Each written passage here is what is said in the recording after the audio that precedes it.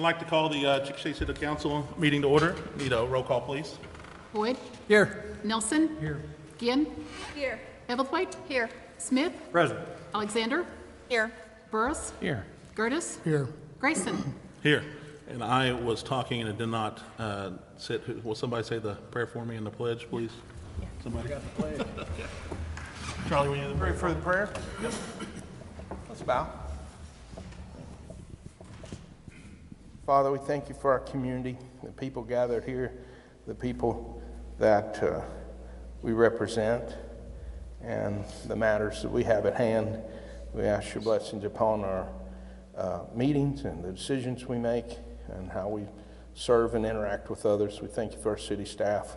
Thank you for the community and all those that make a difference here. We're grateful. In Christ's name we pray, amen. Amen. I pledge allegiance to the flag of the United States of America and to the republic for which it stands, one nation, under God, indivisible, with liberty and justice for all. Thank you, gentlemen, for building me out there.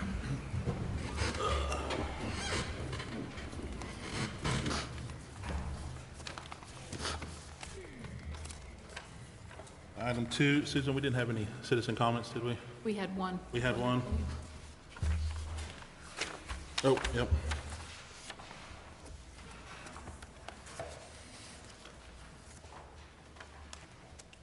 I think this is, sorry, I am having a hard time with Mitch. There we go. I just didn't even look up. That's me. I think I'm the only one. I just want to say thank you for the new construction we're doing out at Chickasha Airport. We're putting in some T hangars and some big bulk hangars. Not real big ones, but it's a big deal. Way back when John Noddle was here, he asked me, you know, what is the best thing we could do at our airport? And then I said, well, we need more hangars because somebody buys an airplane, they can't keep it here because we're all full and they have to move it somewhere else. And at that time, the Oklahoma Aeronautics Commission, they're called something else now, told us that there was money available from the state and money available from the FAA, federal FAA, and we need to apply for it. So I think on John's last day, I think he signed that application and got it turned in, and Chris was a big supporter behind that.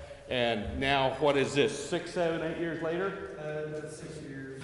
6 years later, I think tonight on the agenda, we're going to approve some of the money to pay for that, and we'll be having new airplanes out in these new hangars. So thank you very much for being supportive of our airport. It's a front door to the city of Chickasha for a lot of people. Lots of jets come in out there to do business with the oil companies here and whatever all, and it's a really good front door, and I appreciate what you all are doing out there. Thank you. Thank you, Mitch. Thank you. All right, item number 3, council communications. I have a question. I went by the park yesterday to check to see, and Spencer's not here, but there was an area I think Spencer was working on fixing, and my husband and I did kind of a little dipsy-doodle turnaround and went through the little road that's right in front of Shannon Springs Nursing Home. Is that actually Shannon Springs parking lot, or is that city street? It's not the road that's closest to the splash pad, and then there's the memorial, and then there's a little bit of parking area, and there's a little road there in front of Shannon Springs. And I didn't know if that's actually Shannon Springs property or if that's actual little city road. It's in really bad shape, and I would hate to think that we run an ambulance out there and I don't know how they could get a stretcher through there On without. which side of the brick wall? On the lake side of the brick wall or on their side of the brick wall? It'd be the, You know what I'm talking about? No, Where it'd be like the you said it west. for Festival of Light? West side. Is it the road that the Festival of Light leaves on? no. Okay, okay. It's right in front of the nursing center. It's literally right in front of the nursing home, and it may be their property, but I don't know if there's something that the city could do to work with them, maybe if they're having issues, but I could see that being a really big nightmare if they're moving a patient around on a gurney, and there are 3 very large chug holes there. Let me do some research, I can get back with you. Thank you.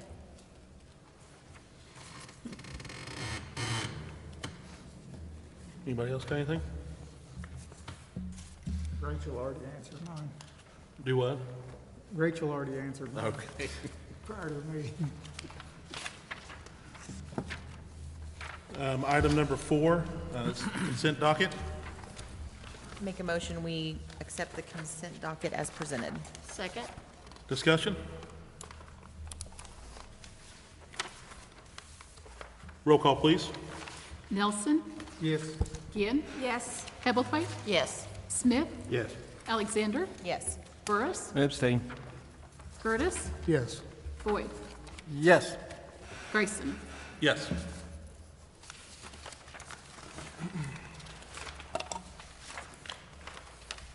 Item 6A, public hearing regarding the proposed creation of 2 increment districts and the adoption of the Gateway to Chickasha Economic Development Project Plan.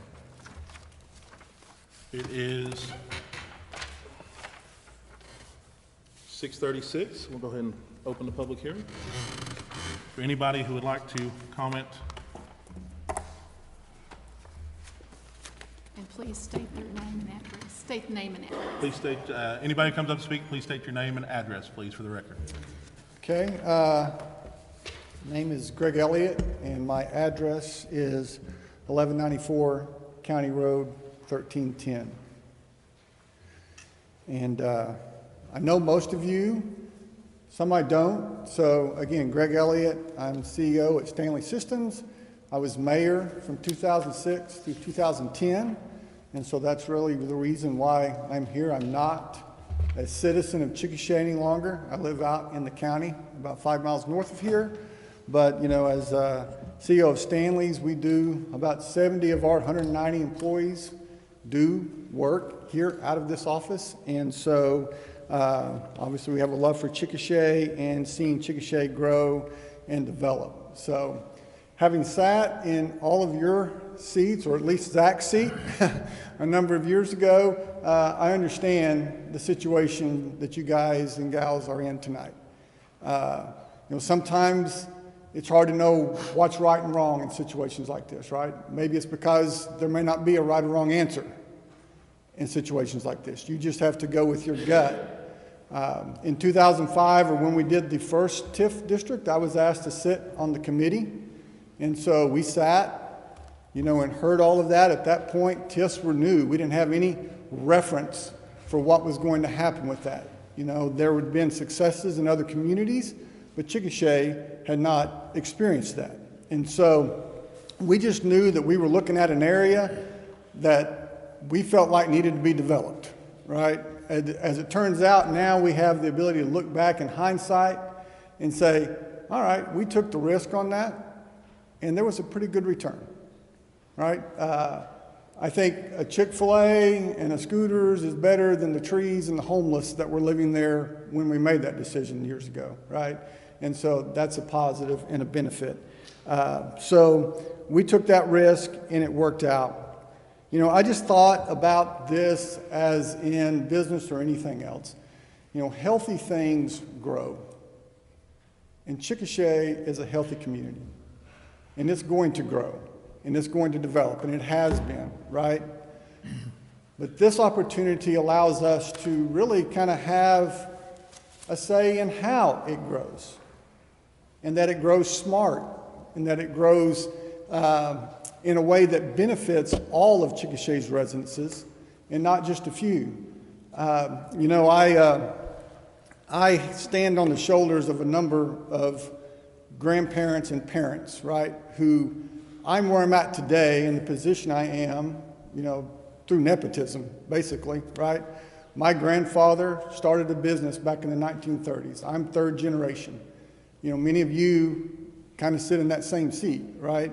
That we have been blessed to have men and women that have went before us for generations that bought something or created something, and as a result, our kids and our grandkids have opportunity here in this community because we own businesses that they can work in.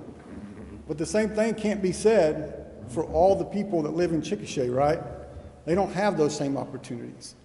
When we do things purposefully like this, that allows for expansion, allows for development, it allows for businesses to grow, for new businesses to come in, for individuals to start businesses, which just makes more opportunity for all of us, right?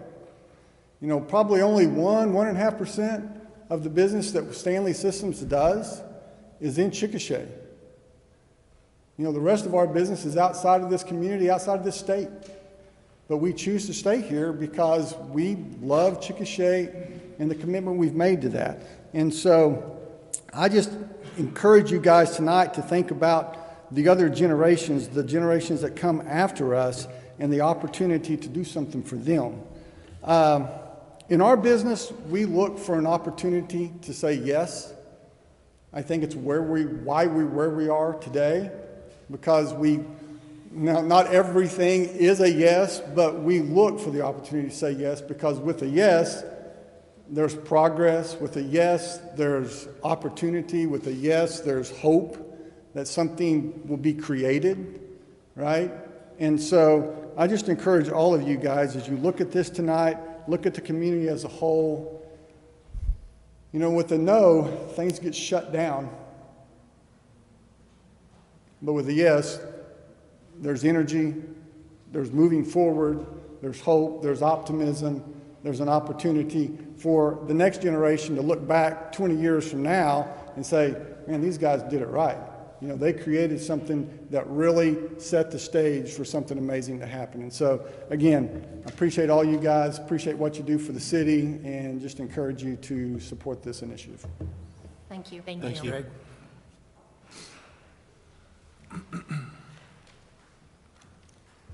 Hi, I'm Chris Mosley. I reside at 2200 West Georgia Avenue. I do appreciate everybody being here on council. I served as a council member in Ward 1, and actually John's seat right there, from 2005 through 2009. And then was fortunate enough to be the mayor of this great city from 2018 through 2024 for those 6 years in Zach's seat, which is, it's an honor. It was an honor to lead the city. I think we got a lot of things done, a lot of direction going in a positive way financially and growth-wise. So we really can't let up on that at this point. I made a bunch of notes, which if y'all know me, I'm terrible at following them. So a lot of this will be filibuster, as I've been called. I'm excellent at. So You got an award for that, didn't you? what's that? I did. Listen, first of all, I want to thank you guys for being there, because I know you make a lot of hard decisions, and there'll be more hard decisions to come, even as a result after this too. So that's a never-ending battle. I just admire you guys for sticking it out, because you're sacrificing personal time, family time, to be here to serve your constituents, your citizens of the city of Chickasha. But one thing you have to think about of those tough decisions is focusing on the future. Because it's not just today we have to look at tomorrow and tomorrow after that.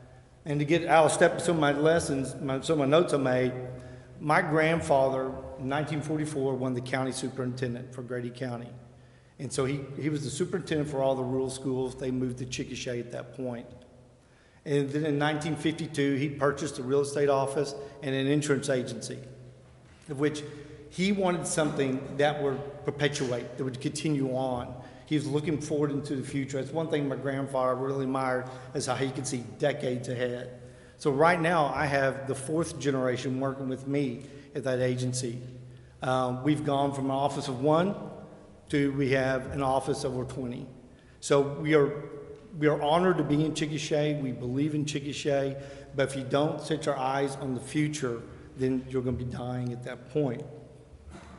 Another thing we have to look at with the benefit of a TIF would be there's planning involved with Onward Chickasha that we have going on right now. So you have citizens asking for these retail establishments, these residential establishments, all these things that come from the result of the infrastructure created from the TIF work.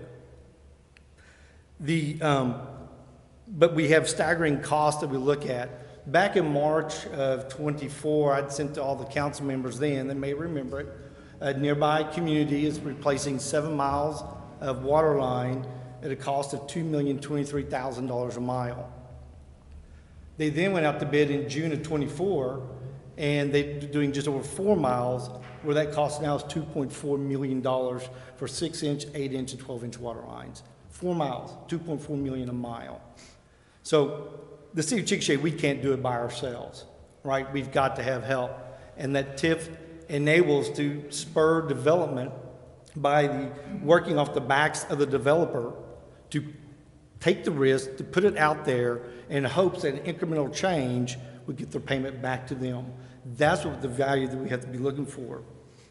Now, thinking of the future, the job of the council in setting the vision. So there's one thing we always have to look at, is setting that vision of what we want the city of Chickasha to look like. And one thing we did on the last few years, since 2021, was start the process of a water treatment plant. Because we know the one we have now is aging out or has really aged out. And so if we're going to be thinking about growth, because there's another community just to the north of us where they're going to have a large employer moving in there, and it's going to happen probably in the next 8 years by the time they're done with construction. The initial employment base will be 1,500, where they're looking more towards 7,500 employees will be there. And they're 18 miles away. We will see some of that traffic. If there's 7,500 employees and we just get 10% of them, that's 750 families moving to Chickasha. That's why that water treatment plant was so critical. All that is coming the way. That movement outward, away from a metropolitan area to a more rural setting is taking place. That's what's so important about Armored Chickasha, planning that, the TIF planning a way to finance these larger infrastructure things that must take place. Like I said, I do appreciate every one of you being here today. I appreciate the seats and you representing your constituents, making tough decisions. There'll be more of them to come in the future, I know. And I ask for a positive vote yes for the TIF in September. Thank you. Thank you. Thank you. Thanks, Chris.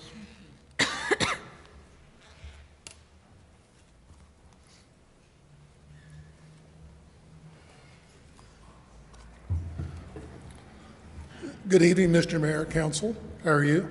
Good. Hank, how about yourself? I'm Hank Ross. Some of you I don't know. 1528 West Minnesota. I sat in those chairs for 11 years, 8 years as mayor. So I want to talk on behalf of the TIF this evening and take a few minutes to give you some perspective.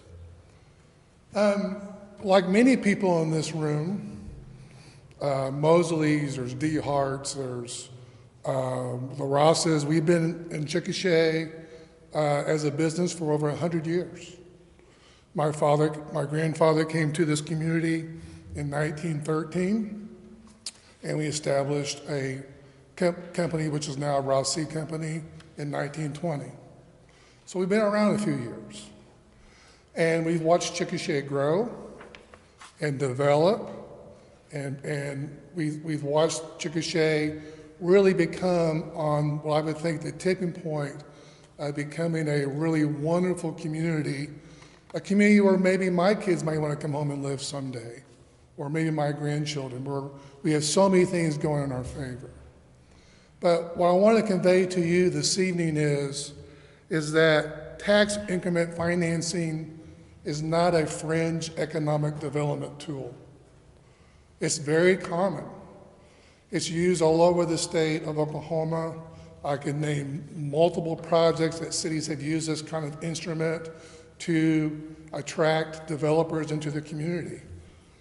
I talked to Josh Woods some 12, 13 years ago when an urban was coming to town, and we used economic development money and TIF money to do that entire development along the 4th and Grand Corridor. It would not have happened without this kind of instrument to use. So what I'm asking you to do this evening is respect the process. We've had a tax increment financing committee that's been meeting. The people who are going to be mostly affected by the TIF have had discussions about how it should be structured, how it should be set up, what are the pros and cons. And in my understanding, the TIF committee passed a resolution unanimously to support the TIF for Chickasha. The Planning Commission unanimously has voted to support the TIF. So what I'm asking council to do this evening is to respect the process. The people in our community have spoken. They know this will further the development of our downtown and eastern corridor. We need the funds to do major infrastructure projects. And as you will know, as you sit in those chairs, there's not a big pile of money at the end of the year to spend on these types of projects. And this is just a regular, proven development tool for communities to use to attract new development. Now, I could say, although I don't have any equity position in my family business anymore, why would I be here promoting a TIF? We might find a Lowe's or another large, national chain come to town that will compete with, my family business or my cousin's business today. But I'm here to say this is incremental financing. These are sales and tax dollars we don't have today. And by creating an economic arm for our developers to help with infrastructure projects and land development is very common. This is not a fringe thing to do. It's been reviewed by the people in Chickasha, and I'm asking you to respect the process and approve the TIF. Thank you. Thank you. Thank you.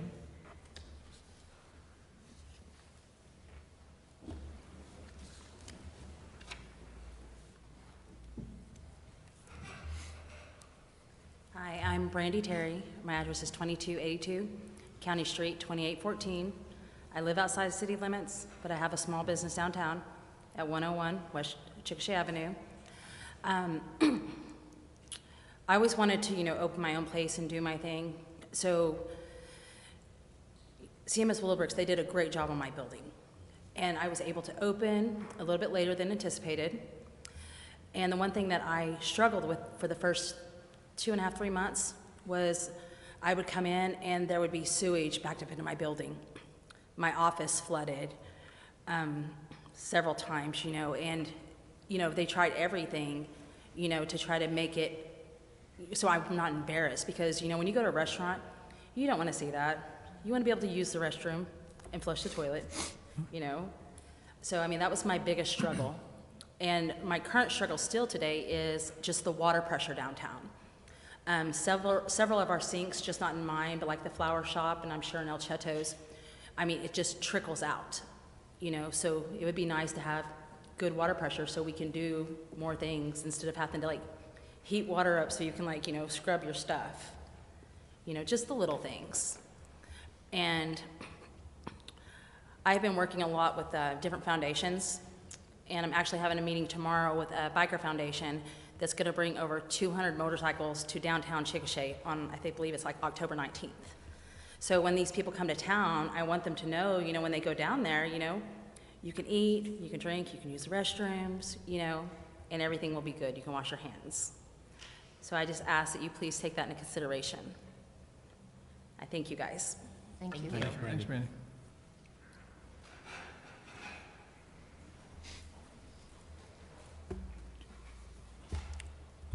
Chet Hitt, 105 East Chickasha Avenue. Something that hasn't been talked about is, when I came to town, everybody complained about the water, the streets, all the problems that, there's some mayors here, probably get me in trouble here, but prior stuff that happened that never got done. Okay? I'm going to be 61 in February. There's a few other people that got me beat in this room. If you look at that, and I'm going to use the bridge for example over the railroad tracks. If it takes 2 years to get that bridge approved, engineered, and designed, I'll be 63. If it takes 2 years to build it, I'll be 64. The odds of me doing the hotel is very slim. My dog's not in the hunt. My dog's not in the hunt on the TIF. I'm looking at the twilight of my career, and it's time for me to quit sooner than later. But at the end of the day, this is a process, and all you're doing is taking and establishing the foundation for the next generations. You set up here, and we all have, and complain about the streets, the roads, the sewer. You don't have enough water pressure on the east end of town. These are all things that are going to come out of TIF money to do this. So the big picture is you're not doing this for immediate gain today from current developers. They got to go hustle those deals. But at the end of the day, it's just setting the stage for the next 25 years. So you got to look at the 30,000 foot level and say, if we do nothing, who's going to fix the blowout water mains? Is that going to come out of the general fund? Does the city have the money for the general fund? City's having a hard time doing their basic maintenance well enough, trying to take care of more water mains and streets and street improvements. So that's all I'm saying. Take a look at the 30,000 foot level. You're representing the next 25 years for this community. So whatever decision you make, it's your decision, but I think somebody needs to put the timeline to it and understand what you're really doing. You have to have that timeline, because it's not going to happen overnight. TIF monies probably wouldn't be available, Rachel, you'd know, for what, 5-7 years, depending on, as a general rule. How many people in this room are going to be on council in 7 years? So you're preparing and teeing things up for the future. Okay? Thank you for your time. Thank Thanks, you. Chet.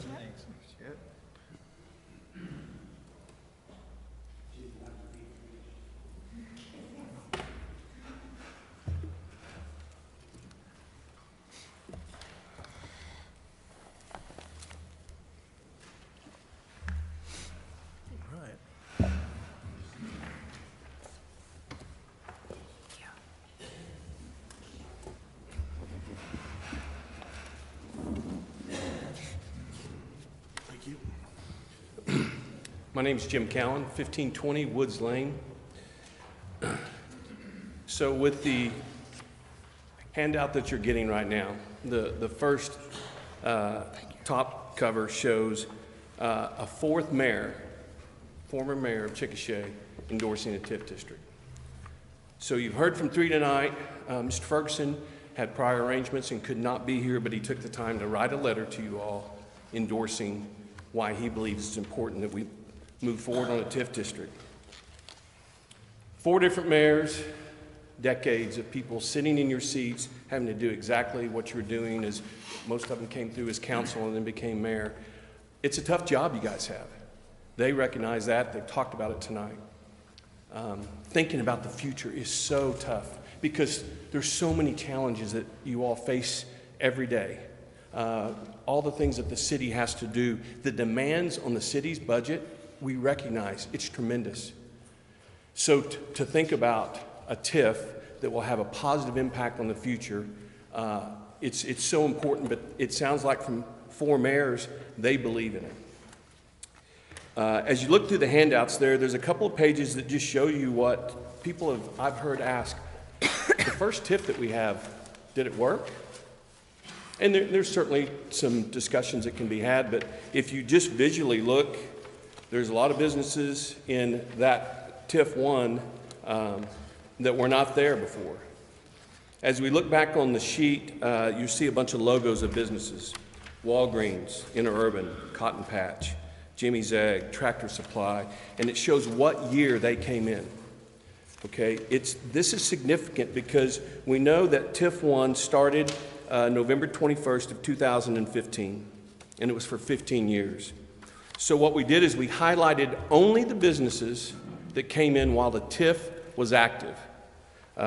We also know that that TIF has since expired. So during the period when that TIF was active, we saw these major retailers come into Chickasha. I think if you talk to your constituents, they're probably happy that they have the options to go to those major big box retailers. As Hank Ross mentioned, I'm a guy I'm gonna go to Ross Seed when I can. But not every time when I need something does Ross's or Chickasha Lumber has it.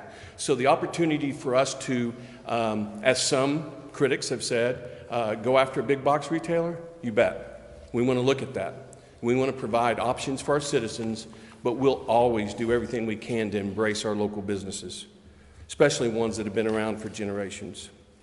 When you look at the businesses that are highlighted there with their logos, what we did is we took a look at several of them are publicly traded, so we were able to go in and find out information on what the average unit does. And we put together that basically in the past year, these businesses, now that the TIF has expired, So 100% of that sales tax flows into the taxing entities. Just in sales tax, those businesses in the past year generated $875,000 to Chickasha. That's just the Chickasha's percentage. That's not the full 9% because, as we all know, the state gobbles up a big old part of that. $875,000 in one budget year if sales tax came from just these businesses. So as you see, there's no Chick-fil-A on there. Okay, there's the other businesses that have come in since aren't represented. We wanted to provide a conservative estimate just from the businesses that came in when the TIF was active. There's also a sheet there that talks about Edmond and the headlines.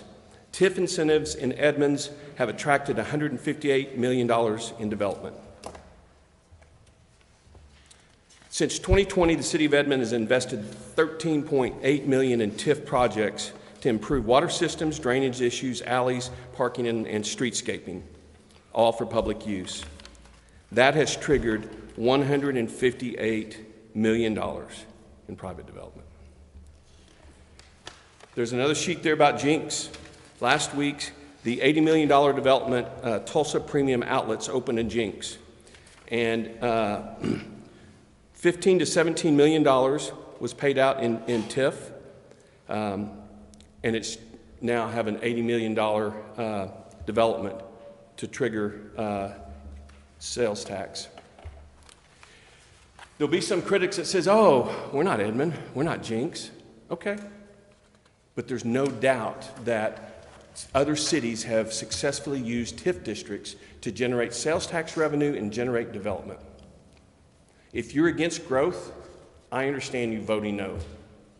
Okay? If you do not want our city to grow any more than it is right now, I understand. If you are in favor of the citizens of Chickasha having options, higher quality of life, then certainly a TIF makes a lot of sense. The very last page, I'm sure all of you on here are familiar with opportunity zones. The federal government back in 2018 established the area north of Choctaw as an opportunity zone. So you'll see the red line around that area. So what's an opportunity zone? It's an area that the federal government draws a line on the map and says, because of census data, we want to incentivize development in this area because of census data. So when they drew that line on the map back in 2018, they didn't go check with the property owners. They didn't say, hey, we're thinking about putting you in an opportunity zone, because it has no impact on their day-to-day life. It doesn't have anything to do with increasing any taxes. It doesn't force them to sell. It doesn't do anything. I would basically say that there's probably a lot of people that live in this area, potentially have a business in this area, and they don't even know that they're in an opportunity zone. So what I'm trying to say to you is that as you all give consideration to the TIF districts, the boundaries that were drawn, there's a lot of similarities. No one's going to force anyone in a TIF district to do anything. All they have is options. No one's making them sell. No one's forcing development. It's no different than the opportunity zone that's been in Chickasha since 2018. You've heard some comments tonight from different people that they sound pretty passionate about a town that they live in, their families have ties to. I've heard some comments before about, well, what do the citizens think? I've seen several of you ask on social media, hey, what do you think about tax increment financing? I applaud that. I just think that's awesome. Giving citizens an opportunity to give you feedback on how they'd like to see our city move forward. It's a lot like the whole Onward Chickasha plan. There's an opportunity for them to weigh in. The thing about it, as you heard from the former mayors, is you all have a lot more data than the average citizen has. You've sat through a lot of presentations and a lot of data. So I hope that you will, in 2 weeks, when the vote comes up, I hope that you will vote for the success of our future of Chickasha, and I hope you'll vote yes for the TIF districts. Thank you. Thank you. Thank you, Jim.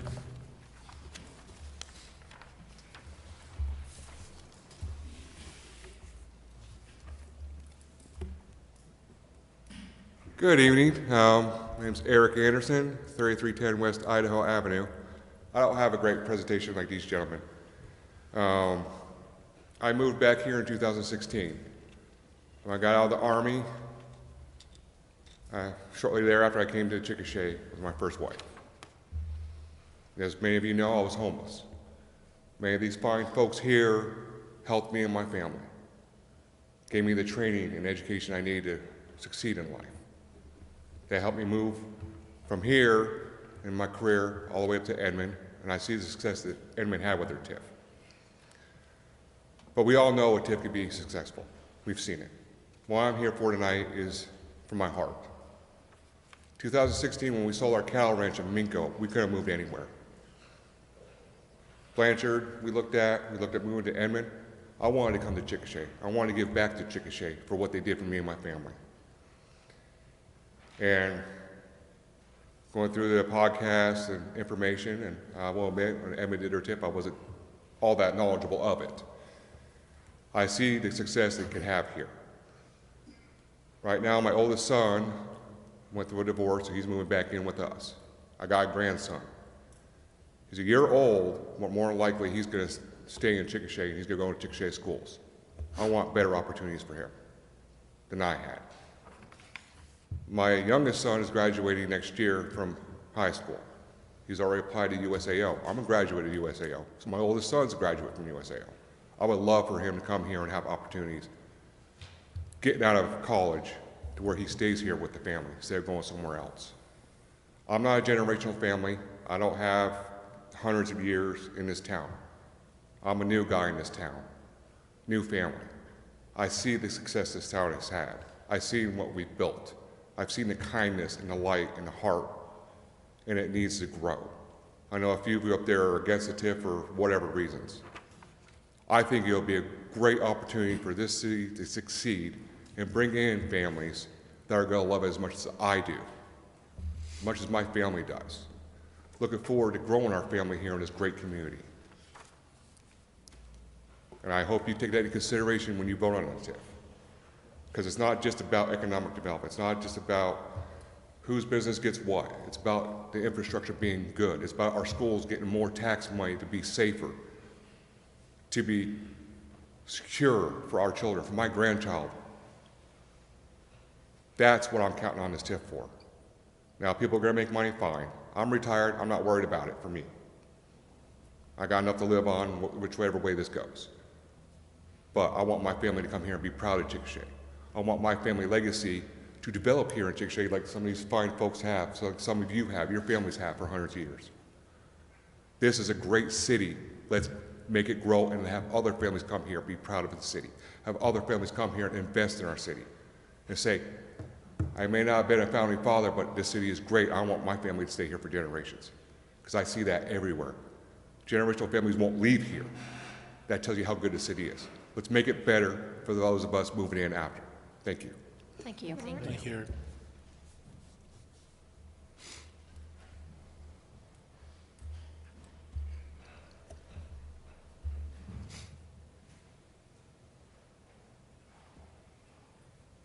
Anybody else like to speak? Can I ask the attorney one question? On basic TIF, this is a 50-50 split. What's traditionally the split with other communities? That'd be Nate, I told you I wasn't going to call on you, but this is in your wheelhouse. So, I mean, for what I've seen, and correct me if I'm wrong, it's usually 100-0, 90-10, 80-20. I mean, it can be done however, but I don't, from what I've researched, I haven't ever seen a 50-50 in the state of Oklahoma before. Every TIF is going to be a little bit different depending on what the project is, what the costs associated with it, the potential development. I mean, under the law, you can capture up to 100% of any of those local revenue streams. What we have seen as a trend in recent years is a recognition that it's more beneficial to the city and the school district and the county and the other taxing entities if there's a way to share in the revenue growth as it occurs rather than take all of it for 25 years, and then, you know, it's just a long time before there's any actual tax benefit from the TIF to those other taxing entities. And so that's, you know, that has been much more palatable to the taxing entities when they see that they're in a situation where they're winning some now and more later in the long term, as opposed to nothing really for a really long time. So again, it's very specific to each project, but I mean, I would say historically it's been closer to 75 to 100% that's captured. When we did the TIF in 2005, TIF 1 here in Chickasha, it was 75% of the ad valorem that was captured by the TIF district. So again, it's, you know, I think one of the comments was that there's a process, and so there was a lot of thought that went into what really makes sense long-term to try and put this in a situation where there's potentially winners all around, but we're not creating losers along the way. Right. That answer your question? Yeah, so basically, it was a 75-25. The schools just got a 50% increase to 50/50. Yes. Based on your division. Yeah, at a 50-50 versus a 75-25, 50-50, the schools would receive, you know, twice as much tax revenue. That was something that was negotiated by the advisory board. So they did a good job negotiating 50/50.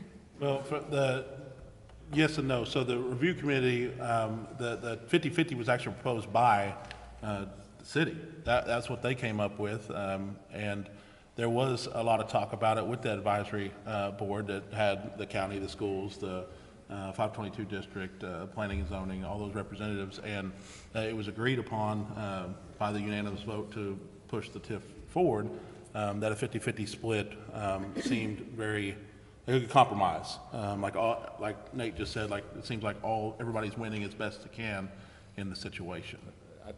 I think it's fair to say it was an important element to a lot of the taxing jurisdictions. They felt comfortable supporting it if it were going to be structured that way. I did have a question on that, though. As far as sales tax goes, okay, we're at 4.25% in the city, but 1.25% goes into a separate fund for the water treatment plant. Was that factored in? So the way this is structured is it will capture 50% of the tax revenue, the new growth of the tax revenue.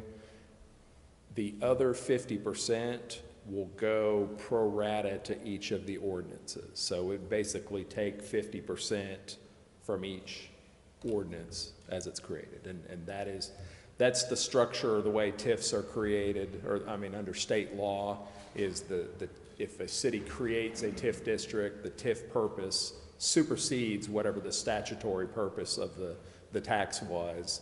And so again, in this instance, rather than, you know, hitting the general fund disproportionately or hitting the capital funds disproportionately, that 50% across the board, that way, again, there's growth from that new revenue to the city. Same way as the school district, there's growth in those funds from the new development, and the TIF is also capturing some of that growth. My confusion on that was, you know, if we're going to use total city sales tax for that 50% that we're making up, and we have to take that 1.25% off the top. If we don't take that 1.25% off the top, we're going to have a shortfall on the money for the water treatment plant. You see what I'm saying? But the water treatment plant has kind of been established under what we're already getting under taxes. Any new tax that it brings in, that's just extra on top. No, I'm talking about the fact that we take that 1.25% each month, and it goes into a separate account. Yeah. From the general fund or from the municipal fund, it goes into a totally separate. But that's part of the base tax amount. The Yeah, TIF affects which will anything continue to over that amount that's already established. Well, the Correct. base tax amount is going to be on ad valorem. Like when we did that budget, when we did the water treatment plant on our debt service payment, we budgeted super conservatively with the base tax where we were, because you don't know what the future holds. We could have a bad tax year or a good tax year, and so we were really conservative on that. So I think that's what you're asking. When we did our budgeting, we didn't gamble on future growth. We took with what we knew we were, left and right limits, what we were gonna make. So anything that the TIF does or doesn't produce doesn't affect our ability to pay the water treatment plant. Because the loan we got is a federal loan, so we owe them the money regardless of what our tax or sales tax does, and so we were really conservative Well, on that. that's what I was concerned with. If that fell into the formula, that money's now taken away from paying for that. The water treatment existing plant. sales, like we do on ad valorem, the existing sales tax that's generated within the TIF district will continue. 100% of that goes to the city and to the individual funds. It's only the increment when it gets above and beyond what the historical baseline is, then 50% of that increment goes to the TIF, 50% will go to the city and flow to each of those funds. So in that section, though, in the sales tax, I mean, in section A, it says, it does call out that 100% of the assessed real value within the boundaries of the increment district. But in section B, what John's talking about, 50%, is that inside the increment district, or is that the whole city's sales just tax? Yeah, in both cases, that's only within the increment district boundaries.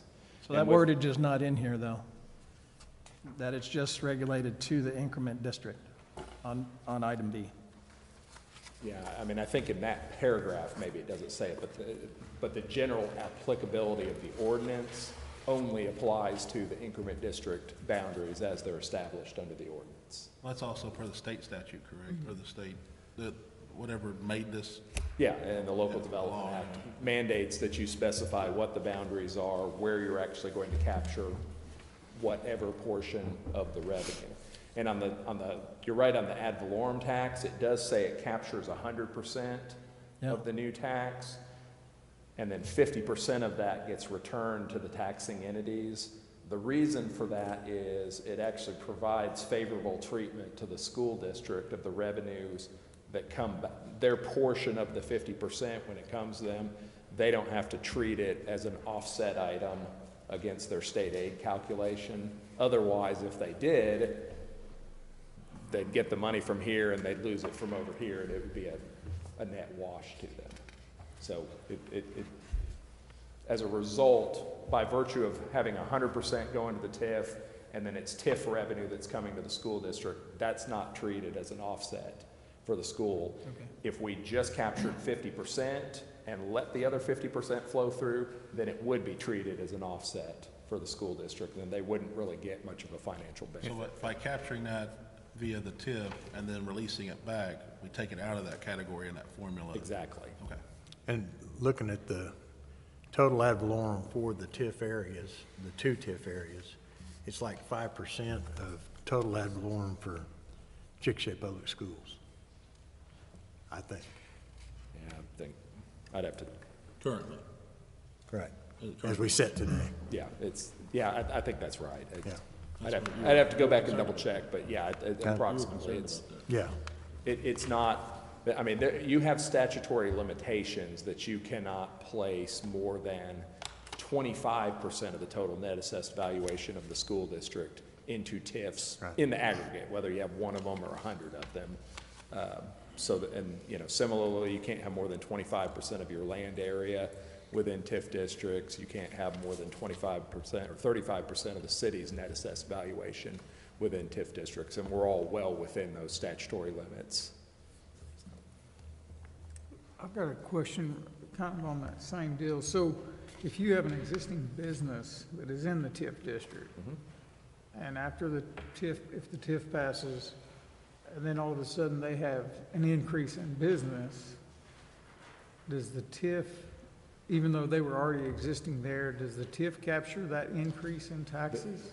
The TIF would, whatever is the aggregate increase that business has. Again, it's not necessarily specific to one business because you're looking at the entire area. So if business A makes a little more money and business B makes a little bit less money or generates a little bit less sales tax and then offsets, we still have no tax increment there. So it's just when the total exceeds the total of the history. But yes, it would pick up that increase in business that they would have. And again, similarly for, if the property value goes up maybe a little bit year over year, again, that's another important element. When you have that revenue sharing, you're not just cutting them off and, not only do they not get any revenue for 25 years, but they don't even get just maybe the natural appreciation growth. The taxing entities aren't getting that either. And so that 50% allows, some of that continues to flow to the taxing jurisdictions. They get that long-term benefit of growth, or the short-term benefit and the long-term benefit of the growth. So for the TIF to be successful, if you will, all businesses would need to flourish. Because if you have some that go up, some that go down, there'd be nothing there. So it's really And same for rising property tide values. rises all boats kind of situation. Property value A goes up and property value B goes down, and the total sum is no more than what the baseline is, there is no TIF revenue. So there has to be an increase in valuation, there has to be an increase in the total sales taxes generated. So on item C, there's the incremental hotel motel tax revenue within the district. So unless somebody could tell me that what hotels and motels are inside the increment district that are going to be influencing this money. So we will, if the city adopts the ordinance, one of the directives is the county assessor has to establish a baseline property value, and the city establishes its baseline sales tax and hotel tax hotel tax baseline. I don't know if we have any. Just the Best Western on the Grand Extension. But that's not. That's not in the downtown district. I think we included that in the 62 corridor TIF. Yeah, but I think we could only count that if we trigger that district too. Yeah, so at the point in time that we trigger that district, if it's already there, then it'll be part of the baseline. Right. But if it's not there at the point in time that you trigger it, and then it comes into fruition, that would be new potential revenue. So there will be a baseline established, and if there is a hotel and it's generating, for example, $100,000 worth of hotel tax in a year, then the baseline hotel tax would be $100,000, and then the aggregate sum of hotel tax in future years needs to be more than $100,000 before there's any TIF revenue. And that would go to the TIF funds and not distribute it out. So the 100,000 would still go to the hotel tax ordinance. Right. And then above that, 50% would go to the TIF and 50% would go to the hotel tax. But that baseline hasn't been established yet? And it wouldn't be established until the increment district is actually put in place. Remember, if you adopt the ordinance, you adopt the project plan, you put the increment district in place from the standpoint of establishing the boundaries and all the mechanism, but then there's a future step of actually commencing the TIF district. You have up to 10 years to commence each of the 2 TIF districts. At the point in time that you actually commence it, that's when the baselines would be established. So for example, if you waited 5 years and there's some development and the property taxes just generally raise on their own over that period of time, the base value wouldn't be what it is today. The base value would be what it was at the time or what it is in the future at the point in time that you actually create, or that you actually commence the TIF district, and then you've got the 25 years going forward. So by waiting like that, any development that happened before you commence it, 100% of that goes to the taxing entities. Correct. So you're taking a pause and making sure that that baseline is in the correct location it needs to be versus you're cutting the taxing entity short on making it, and then some development happens organically and the TIF's not needed, then you missed out on giving those tax entities.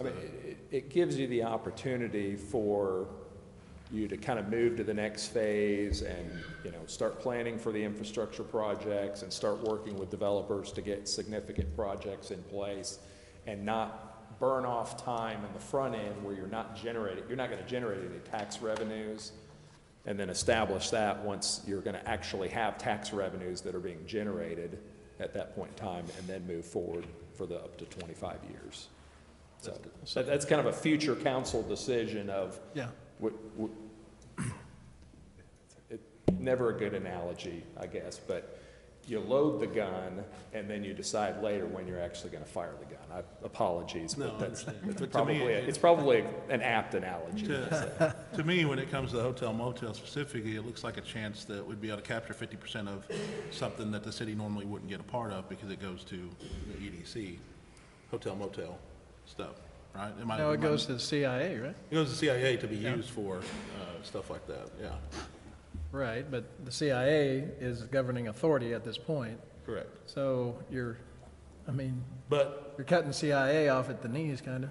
to a degree with taxes that are new, not old, that we wouldn't have, 50% of something's better than 100% of zero, right? I like that.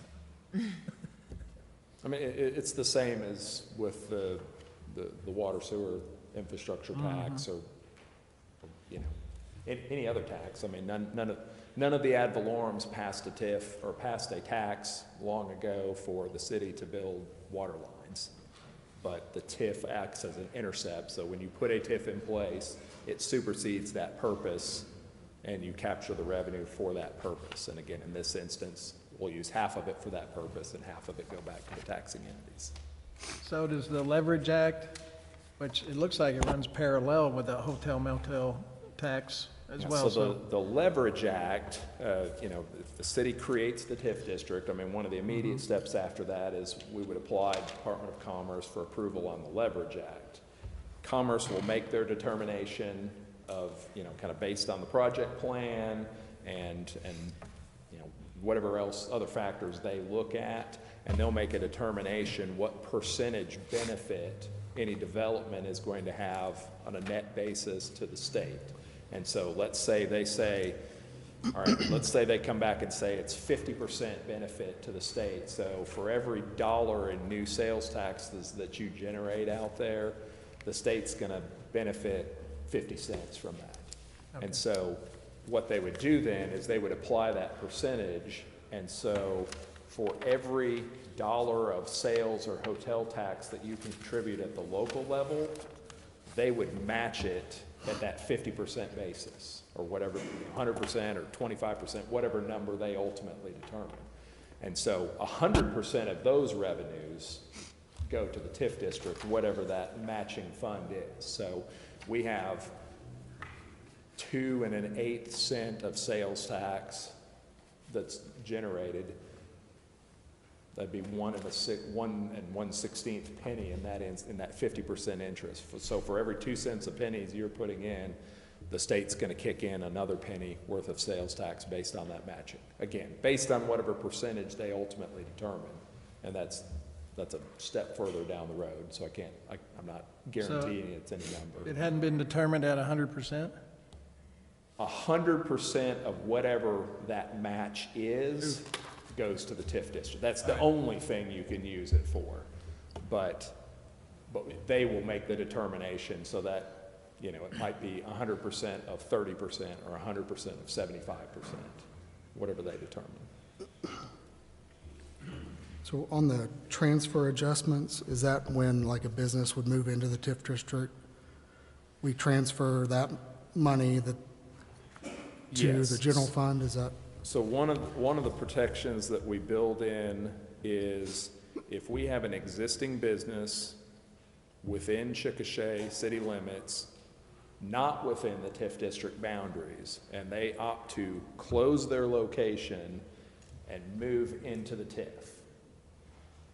We don't want that to be a natural loss because that's not really a big gain in the TIF district because you have a corresponding loss out there. So we exclude those businesses, or alternately, we can look at that, let's say they have a business that's 10,000 square feet over here and they double their size and move in. So we might look at, all right, here's what they've been generating historically in sales tax.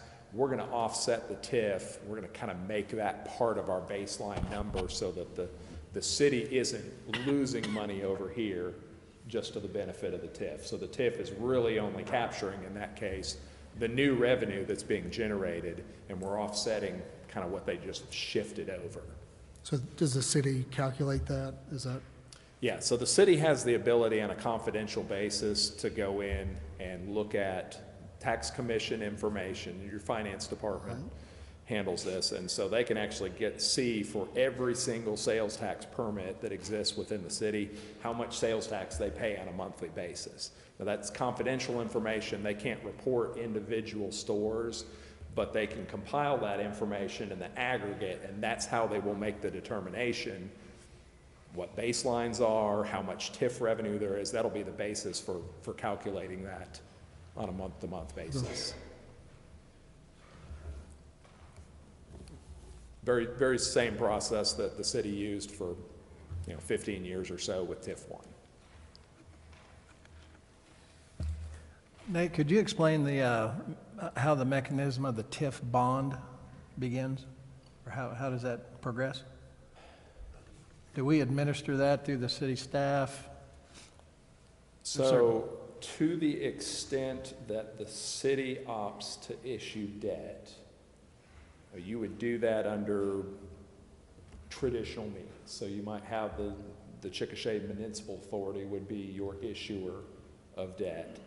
And for purposes of doing that, it's a function of, the credit capacity of the city to borrow funds. So you need to demonstrate to a lender that you have sufficient revenues pledged, so sufficient collateral that they're comfortable to, they're comfortable to make the loan on the basis that you'll have the ability to pay it back over into the future, okay? So if you use more traditional financing for infrastructure projects, you could utilize future TIF revenues to supplement that debt service payment or reimburse the city for debt service payments that are made. You also have the ability to issue TIF-backed debt that would be backed solely by the tax increment revenues. In doing so, again, you've got to demonstrate to a lender that you've got sufficient revenues. The challenge is when you have a new TIF, all of your future revenues are prospective. You don't have a history of businesses generating sales tax and hotel tax and property tax that's above the baseline. It is an actual increment of revenue. That becomes easier once you have development in place to potentially do that. Because at that point in time, you can say, all right, we have this historical revenue stream that we could potentially bond against over time. So, what debt structures would look like and whether or not debt structures would even be a part of it again, it's kind of one additional tool down the road when you're looking at how do you fund infrastructure projects as you need to be able to bring specific projects forward. But at the end of the day, that would still be a contract that would have to be passed through city staff to city council to vote on. Yeah, the city and whatever public trust you're issuing through would have to make the appropriate approvals at the time. So is there a specific bond market already out there, I imagine, for TIF?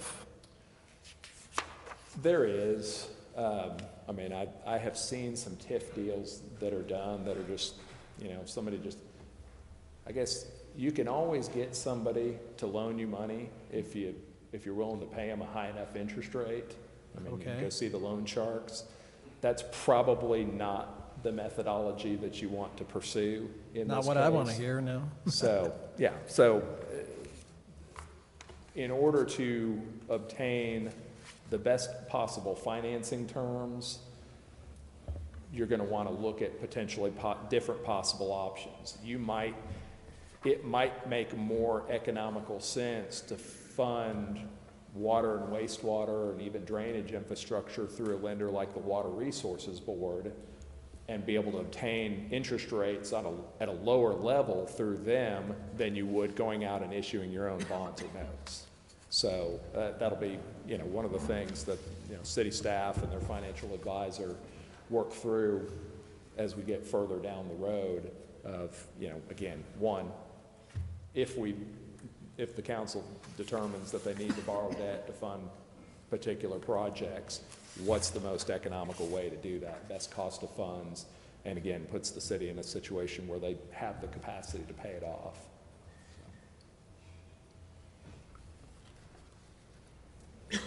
Zach, I got a question. I asked you earlier today, and we got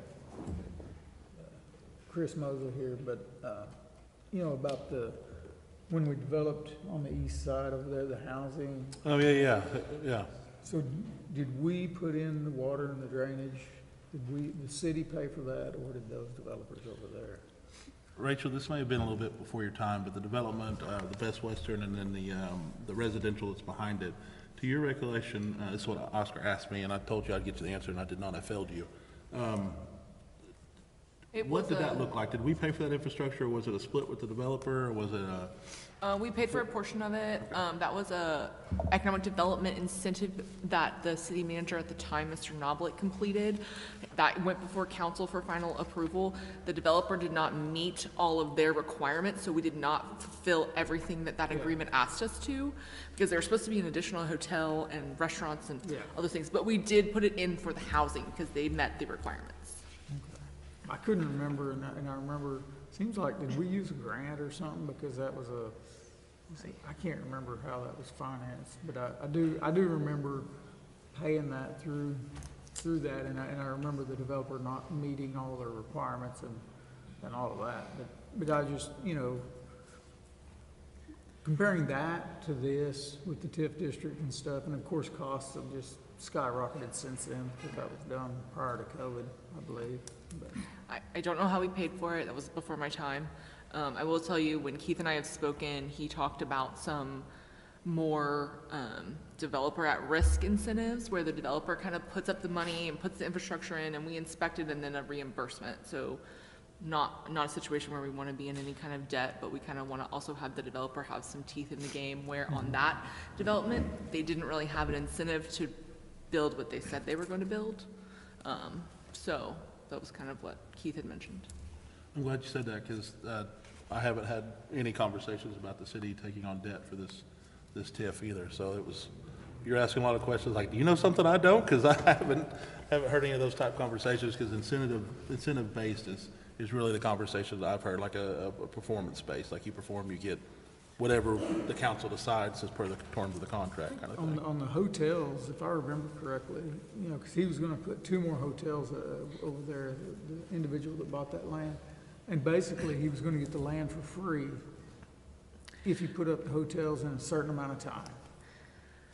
I think that there was some sort of agreement. You know, the CMA still owns a big portion of that land over there. Yeah. So that was part of the other paid agreement they full were going to price build. for it. They didn't get any deals because they didn't fulfill their end of the obligation. Correct. Okay. I had a question earlier for Zach, and I were talking, Mr. Mayor, sorry. No, you're fine. And I was going to ask you, Rachel, and Nate, whoever wants to jump in. There's a listing here of 302, I guess, property owners that are in the downtown district or the income district.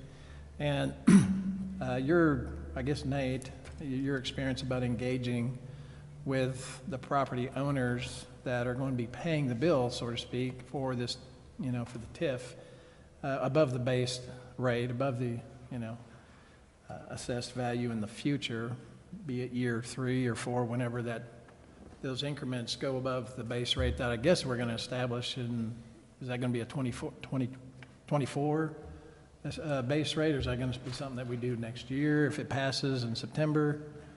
It would depend on when the council executed its commencement resolution, but I mean, I would operate under the assumption that would probably happen sometime during this fiscal year.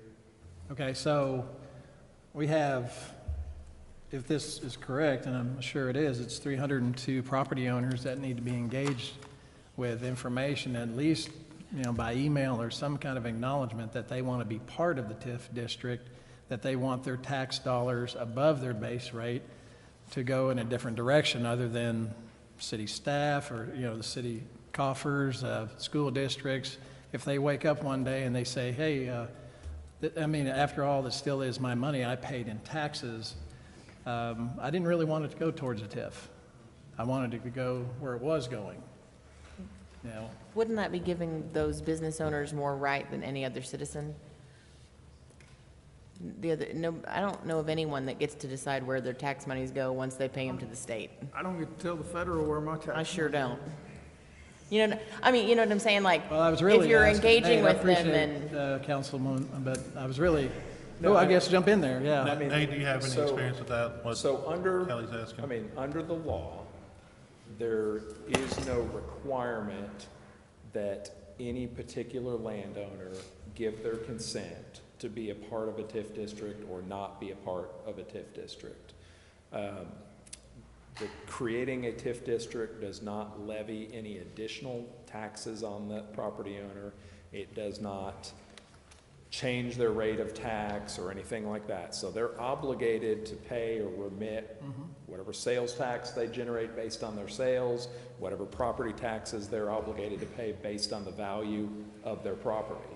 And so the TIF is purely a mechanism that changes the purpose of a portion of the revenues that's above what is a historical baseline whenever that might be established, and it would be concurrent with the start of the TIF district. So, yeah, there's not really any basis for giving I mean, you know, if a tax is levied appropriately at an election, you know, if the school has a bond election or the city has a sales tax election or whatever the case may be, you know, I mean, you might have 60% that voted in favor of it, 40% didn't, but the 40% still have to pay the tax, as do everybody else. Well, it kind of shocked me during the last meeting that in the Highway 62, I mean, there's business owners that came up here and talked about, you know, their property being involved in a plan that they had no idea about. So I think it, I mean, there's a practical limitation of trying to talk to that many different landowners and get everybody on the same page, as opposed to the process that the city is engaged in is put together a plan for potential development of the downtown corridor and the Highway 62 corridor, and what it's going to take to allow those properties to actually develop if the landowners so choose to participate. And so any particular landowner, there's no obligation on their part to do anything to develop the property unless they decide it's in their interest to do so. You know, whether they decide to sell to somebody or do something themselves or just sit on it, they have that absolute right. So the city doesn't have any ability through eminent domain to force them to develop it in a particular way. I mean, the Oklahoma law just doesn't work that way. You hear these stories from across the country, but those are different jurisdictions, and in a lot of instances, the laws are significantly different that do allow cities to do that. But here, you know, we're not necessarily talking about blighted areas or anything like that. So the city's not going in and taking their property. If they decide not to do anything, then, I mean, that maybe potentially reduces the total potential of the TIF district during that period of time. But again, it doesn't take any of their property rights. It doesn't change the nature of their property in any way. It's a line on a map. And I'll say, Kelly, I mean, I think the point is that we want to dream big and dream for the future. So if we don't make a plan, we'll never get anywhere. But Nate's right. Ultimately, the property owner is their choice whether they want to develop it or not. There are people that want to develop, and I think we want to seek that future vision, because if we have no vision, we're not going to get anywhere. And so I am totally on board with you. Yeah. I am the inclusion of letting the business owners know what's going on, just as a compliment, you know, from the city, from this initiative. This is a 25-year plan, a huge leviathan of a bureaucracy that we have to administer. I mean, we could take a few minutes and let everybody know, hey, this is what's happening. And that's just a courtesy. That's all I'm talking about. Has nothing to do with me being against progress. That's ludicrous. I'm just saying that we ought to, you know, be able to reach out If that's completely off the table and nobody does that, okay. I just thought it would be a courteous thing that we could do for our businesses that are inside the district is all. I mean, I think personally, that is what the point of the TIF committee public hearing was. I had a public hearing at the planning commission, and that's what this is for. And I think our elected officials are here to make that decision ultimately. Couldn't be placed in the TIF. Couldn't that raise your taxes immediately? Because if it's passed, all property has to be reassessed for a baseline. And maybe some property that didn't fall under being assessed at the time, but everybody that's in the TIF is going to have to be assessed for a baseline, and that could raise your taxes.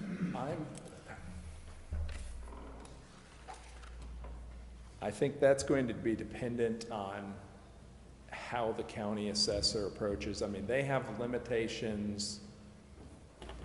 I guess to answer your question,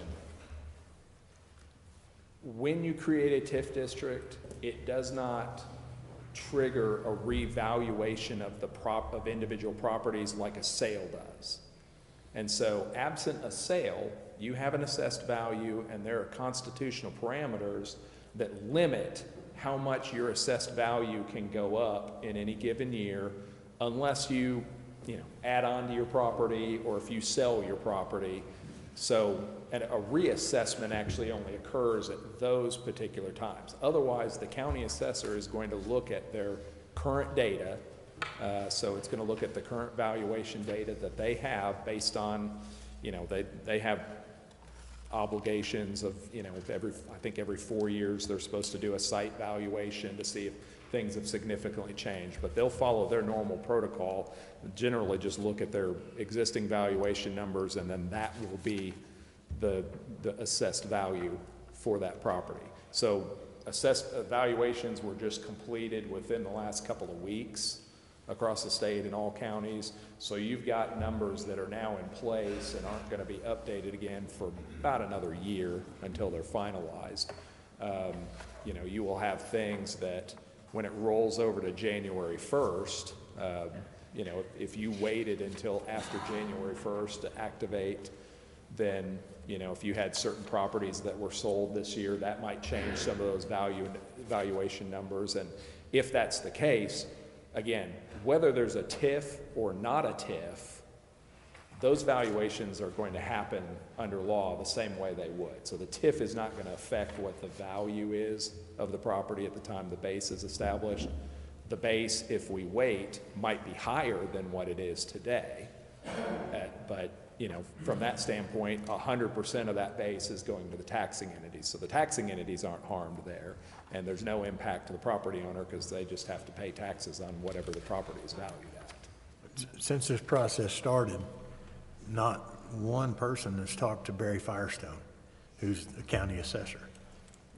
Well, so the county did have a representative. I have to refresh my memory who it was, but the county did have a representative. I mean, they were contacted. They had a representative on the review committee, so they were part of that process. The assessor, I have seen on TIF districts, some counties have designated the assessor to be their representative to the TIF committee. In Grady County, I think traditionally it's been one of the county commissioners has actually served in that road. But the county assessor would typically, there's no statutory reason for them to be involved until it's time for them to make a certificate as to what the base value is at the time the TIF is actually commenced. You say it's the commencement date, not if it gets voted on or approved, it's when we decide. If you adopt the ordinance on September 3rd, that doesn't commence the TIFs. You could, if you wanted to, also commence one or both of the TIFs on September 3rd after you created it. But again, I think the contemplation is we would create the TIF districts and then we would commence at a later date. And there's not necessarily a big rush. The TIF ordinance is not going to be adopted with any sort of an emergency on it, so it's not going to be effective for 30 days. So until the TIF is actually effective as an ordinance, you couldn't commence the actual TIF districts anyway. So, maybe in October or November or some later month further down the road when you would actually commence each of the TIF districts. And then at that time, then we would contact the county assessor for them to be able to make that determination of what the total valuation is within the boundary. So you talked about eminent domain earlier, and you said something about blighted. So if we were to label this blighted, the city, that allows the city to use eminent domain? I'm not going to claim to be an expert on that, so Amanda, please help me if I go astray. I mean, cities have some rights relative to condemnation when property has been designated as blighted, but that is a separate process. Doesn't have anything to do with the TIF by itself. And so if the TIF if the city council at some date determined a property or an area was a blighted area and it met the statutory criteria for that, they can make that determination. Blighted property is property that is part of what's considered eligible to be in a TIF district, but it's not necessary for it to be blighted for there to be a TIF district, nor do you have to create a TIF district if there's blighted property. Again, they're kind of two separate things. But the city, if property is declared blighted and there's health hazards or nuisances, things like that, the city can take legal action with respect to the use of that property to prevent those hazards to the public. I mean, that's it in a nutshell. I just know that traditionally TIFs are used for blighted areas. Yeah, correct? they absolutely are used for blighted areas, but but blight is not a requirement for you to use the TIF. So we're not using, I didn't see blight in here anywhere, but there's no language that would trigger. Yeah, no, there's nothing in the ordinance that would trigger any property to be deemed to be blighted. And again, that would be an entirely separate process that the city would undertake if it were appropriate. And Brian, I'm glad you mentioned that. I provided the council with a few items that I dug up on the old interwebs. One of the things was the actual statute that governs the TIF, that created the TIF, and under Section 854, and Susan has a copy of this if anybody would like these documents I gave the council. Section 854, additional powers granted to the city, town, or county, subsection 8, powers to acquire by purchase, donation, lease, and own, convey, lease, mortgage, or dispose of land and other property, real or personal, or rights or interest therein. And why that's important to me, because that's what that statute creates, that's the powers that the town has, and nothing in there mentions eminent domain. Right. I was just concerned that we're creating a blighted. Well, I knew that was a comment last time, and I wanted to do some more research on it, and so I provided that to you guys and anybody who would like it. I just want to make sure to see it for myself, trust but verify kind of thing.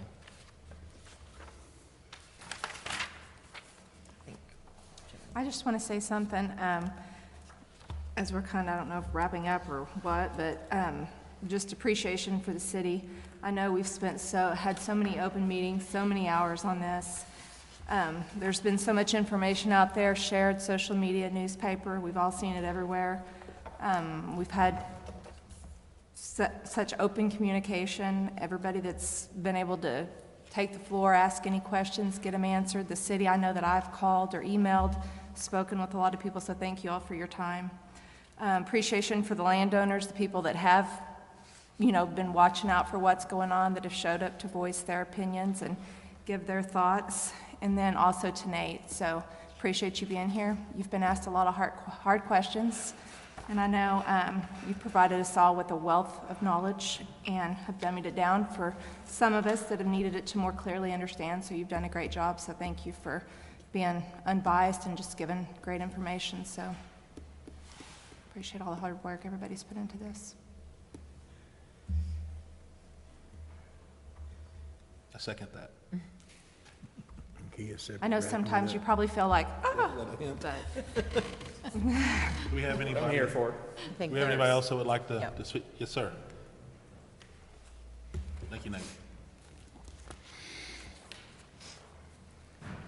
I'm Bud Lowe again, and I won't dwell on what the last meeting was, on my thoughts.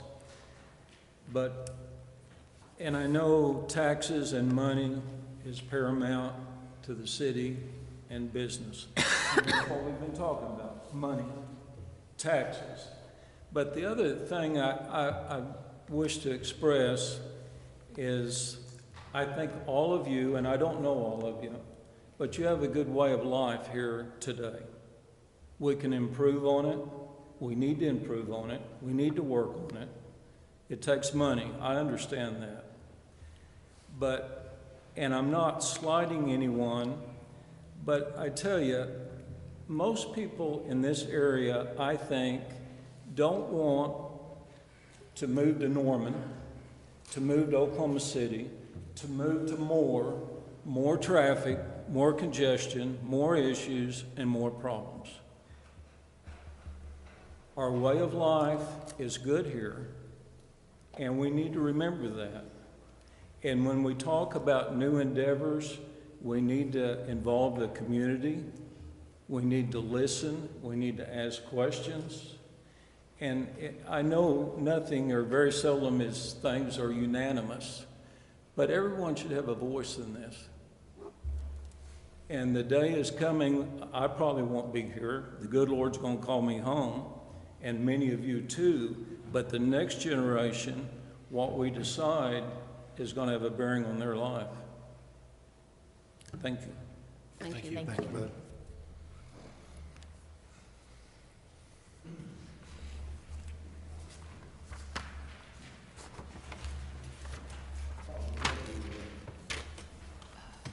Big man, I sure will. Okay, my name is George Thomas. I live at 4,000 Norge Road out here southwest of Chickasha. I'm about, 300 feet outside the city limits, so I'm real close. I look around this city council here and see a lot of familiar faces here. Gertis here, his dad was a couple of years behind me in school. Charlie Burris, I've known his grandparents. Miss Alexander here served me a lot of sandwiches. John Smith was in high school with me. I'm going to get back to you, Zach. Hebblethwaite, your folks, the Finleys. Gosh, Frank Finley worked on all kinds of saddles and stuff for my dad over the years. Kia, your mom was my 10th grade lab partner in biology, and I've known Toy forever. Oscar, I rented Ozer part-time for your dad years ago back in high school. Kelly, I don't really know you, but you're my neighbor up the road. And Zach, I got a good thing to say about you. One night we were out there at Interurban, and they were playing some music. You probably remember this. They were playing some music that they shouldn't have been on the PA system there. It was pretty much X-rated stuff. And I got a hold of Zach, and he got that taken care of, and he responded, and he did what he should do. And so anyway, I look around here, I see a lot of really familiar faces. All right, so first of all, a few thoughts here. Mayor Elliott, Mayor Mosley, and Mayor Ross gave some comments here about their family legacies and so forth. And my family is kind of in that same boat. My grandfather came here in 1909 as a cattleman, and our family's been here ever since. So, I've got some pretty deep roots here myself. I've lived in Chickasha virtually all my life, except for some time at college and right after that. This is home. I enjoy living in a small town. Kind of like Bud Lowe said there, if I wanted to live in Norman or Oklahoma City, I'd move there. But Chickasha's home, and I like where I live. And we've got to kind of think about that a little bit. Now, the PowerPoint we had last time, it paints a rosy scenario, and that's kind of reflected in the resolutions that have been referenced here by the TIF committee and the planning commission and so forth. In fact, a lot of that stuff was verbatim plugged in there because I kept finding this one typo in the PowerPoint and both resolutions. So that stuff was just kind of dumped in there. And you've got to do that, though, I understand, to sell people on an idea. You've got to paint a rosy picture. Reality will probably be something else. Who knows what it's going to be. Down here, we're chasing this downtown stuff, and a lot of cities are chasing that for economic development. That's not hard manufacturing. it's playtime, it's fun. Mr. Cowan was talking about quality of life. Seems to me that a good economic development plan would be to work on a scenario to improve Chickasha's entire infrastructure all over town. We got 100-year-old water lines here, 100-year-old sewer lines. Look at Grand Avenue. 5 or 6 years ago we worked on it, and it's falling all apart again on us. And clean up the vagrancy in the drug houses. Who knows? There might be one of these little guys on a bicycle with a knapsack out here ransacking one of our cars right now. We got to make Chickasha a desirable place to live, and if we do that, the desirable employers will naturally be attracted here. It's that simple. Okay, as for the TIF and our properties, Kelly was talking about contacting the landowners. My wife Bertha and I, just as it happens, and we had nothing to do with the map being drawn, we are the biggest landowners in the TIF. I gave a map here. I thought that we would have the PowerPoint thing up and I could go over and point to it, and so I only have one copy of the map. You guys will have to just pass that around.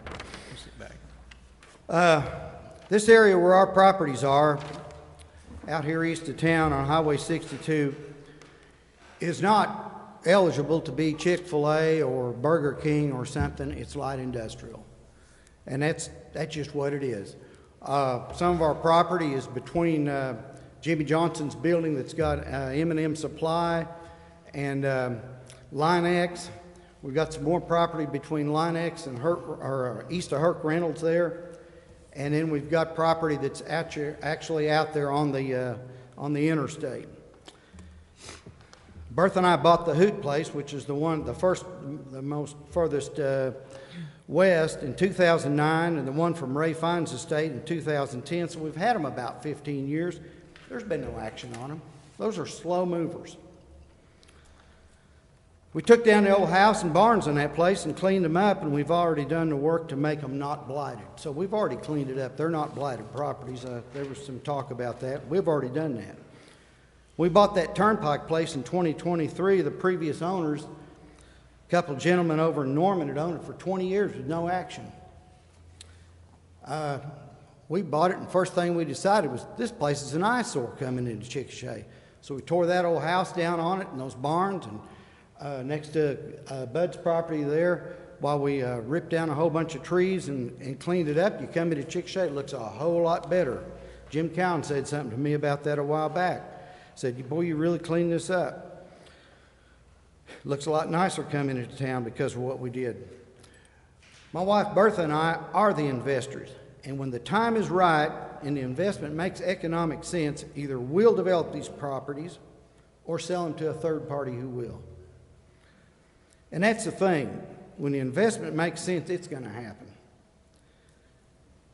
Stop and think. Look what happened to electric cars. We didn't have the technology or the infrastructure.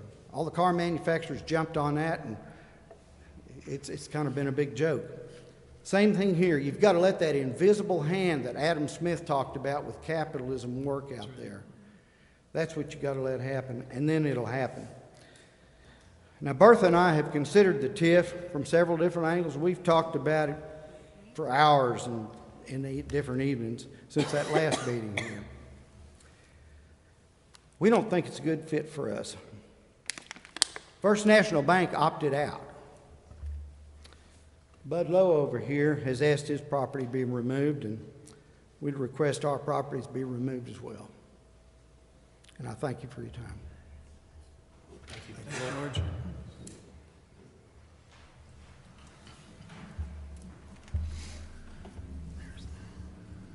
Laurie Elzo, 1016 West Kansas. George, I just got to answer that one thing. First National Bank did not opt out of this. The committee that, someone correct me if I'm wrong on this, but the committee that met on this, the TIF committee that started this process, they drew this map, and the thinking was that because our assessment was so high that it would be advantageous to the taxing districts, the school system, and the county EMS to go ahead and leave First National in the TIF, but this was not a situation where First National asked to be opted out.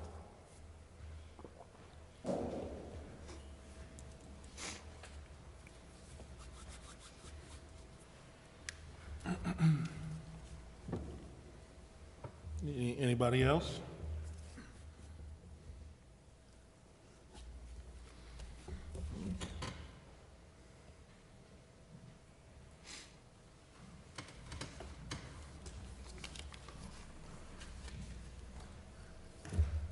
Hi, my name is John Nelson, 302 West Choctaw Avenue. Now, I'm going to start with asking some questions. I too thought that the zone would be, or the districts would be on the screen. So, can I borrow them yours,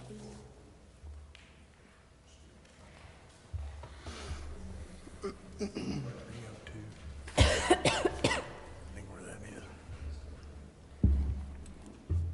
Now, I'm not against TIFs per se, because I do believe our city does need funding to create new avenues and new businesses to grow. Now, I do just have some questions, because I'll be frank, when we were brought with the TIF to our attention, I had no idea what a TIF was. I didn't learn that in law school, did not go over it one bit at all. But, so I did some research into it. I looked at the statutes, I looked at the case law, and I just can't wrap my head around some things. So, in the TIF district, it brings in revenue from the ad valorem taxes, right? Yes. Okay, and it brings in sales tax, yes? Okay, and so, with the majority of those TIF funds that the city would be receiving, would that be from like the new construction and new development of properties?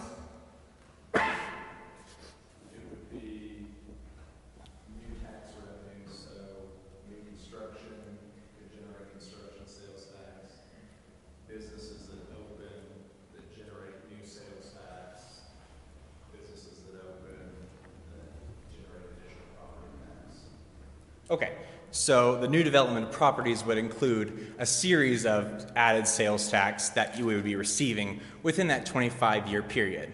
So that's what I understand from that. So,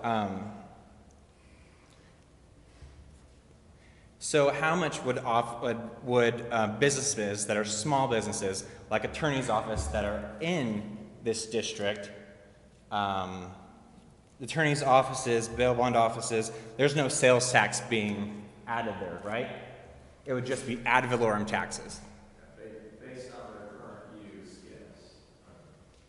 And that's capped at 25%, right? Through those statutes that are in section 62, right?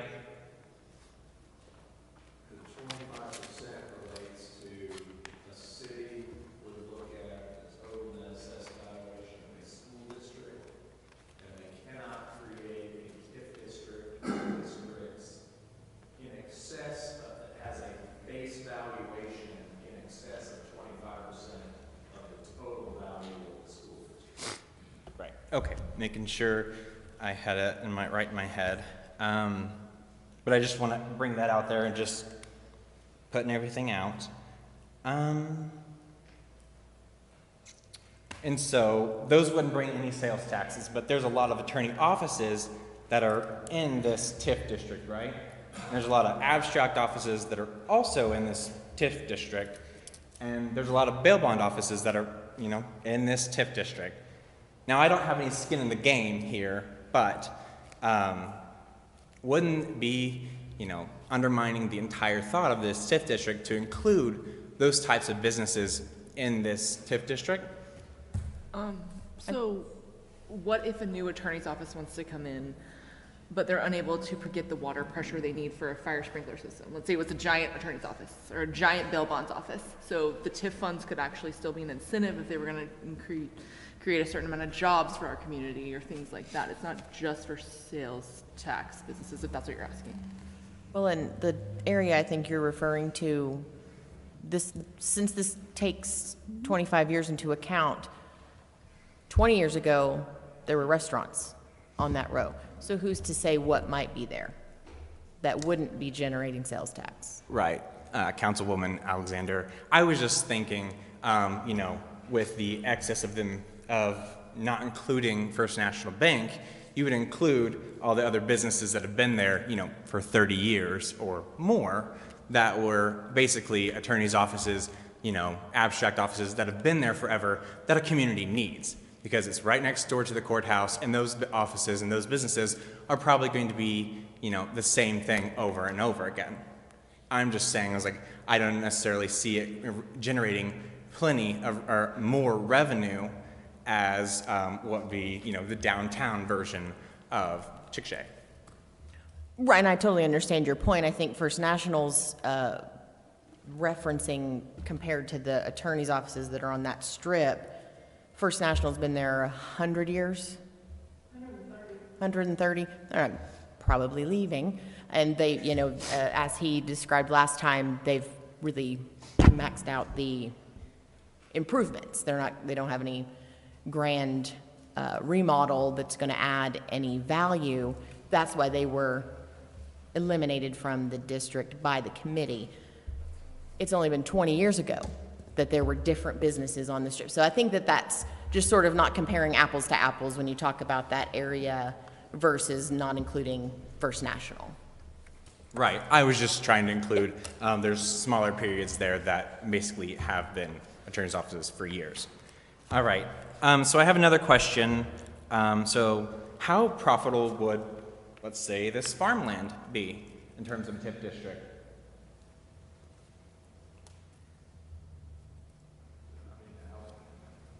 I think there's a lot of hypotheticals that we're operating off of. Right. Right, Because no, for sure. we don't know what we don't know. Right, and then you guys talked about blighted earlier, and I pulled the Oklahoma case that actually defined blighted. That's the Midwest City versus House of Realty Incorporated. And one of the first things that was actually cited in that was, there's several factors that weigh in favor for something, or to a city to determine something to be blighted. But the first one kind of stood out to me. Conditions that create economic obsolescence or areas containing obsolete, non-functioning, or inappropriately developed structures. Now, that's my concern here when you're studying at this farmland that you're trying to keep in this TIF district. And like you guys said, that if they don't consent to having buildings there, I know there has to be several factors that weigh in favor in terms of blight, but that was just one that kind of stood out to me the most, that, the opportunity for blight could be there in terms of farmland, because it, may hinder the growth of the city. That's just my opinion. I don't know, but that's just what I read in that, and I just want to convey that to you guys because, I can barely wrap my head around the TIF district because I just learned about it and it's so new to me. So if I'm struggling with it, I know that several other people are also doing that as well. Now, I think that's the majority of my questions that I just had to ask because I just had a bad understanding of everything after reading all the statutes and case law. But I've got one more thing to add. Like Councilman here, I can't see your last name, but he said, giving the landowners just kind of a heads up or a complimentary, this is what's going on. I wonder if you guys could have surveyed the landowners in that district, whether they would be willing to, develop their areas or kind of have some kind of feedback there that would have prevented a lot of outbreak for people saying, we didn't want to be included in this. That way you guys could have, resurfaced those areas of the TIF district when placing those district or creating that district to, maybe be advantageous for that redevelopment stage. Just a thought, just brainstorming. I hope it didn't confuse you guys more. I just want you guys to make an informed decision when you guys vote on it. Thank you. Thank you.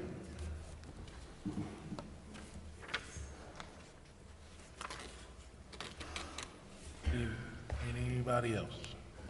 Any more I think we have options for, all cities have options to develop their communities. The TIF is just one option that's out there.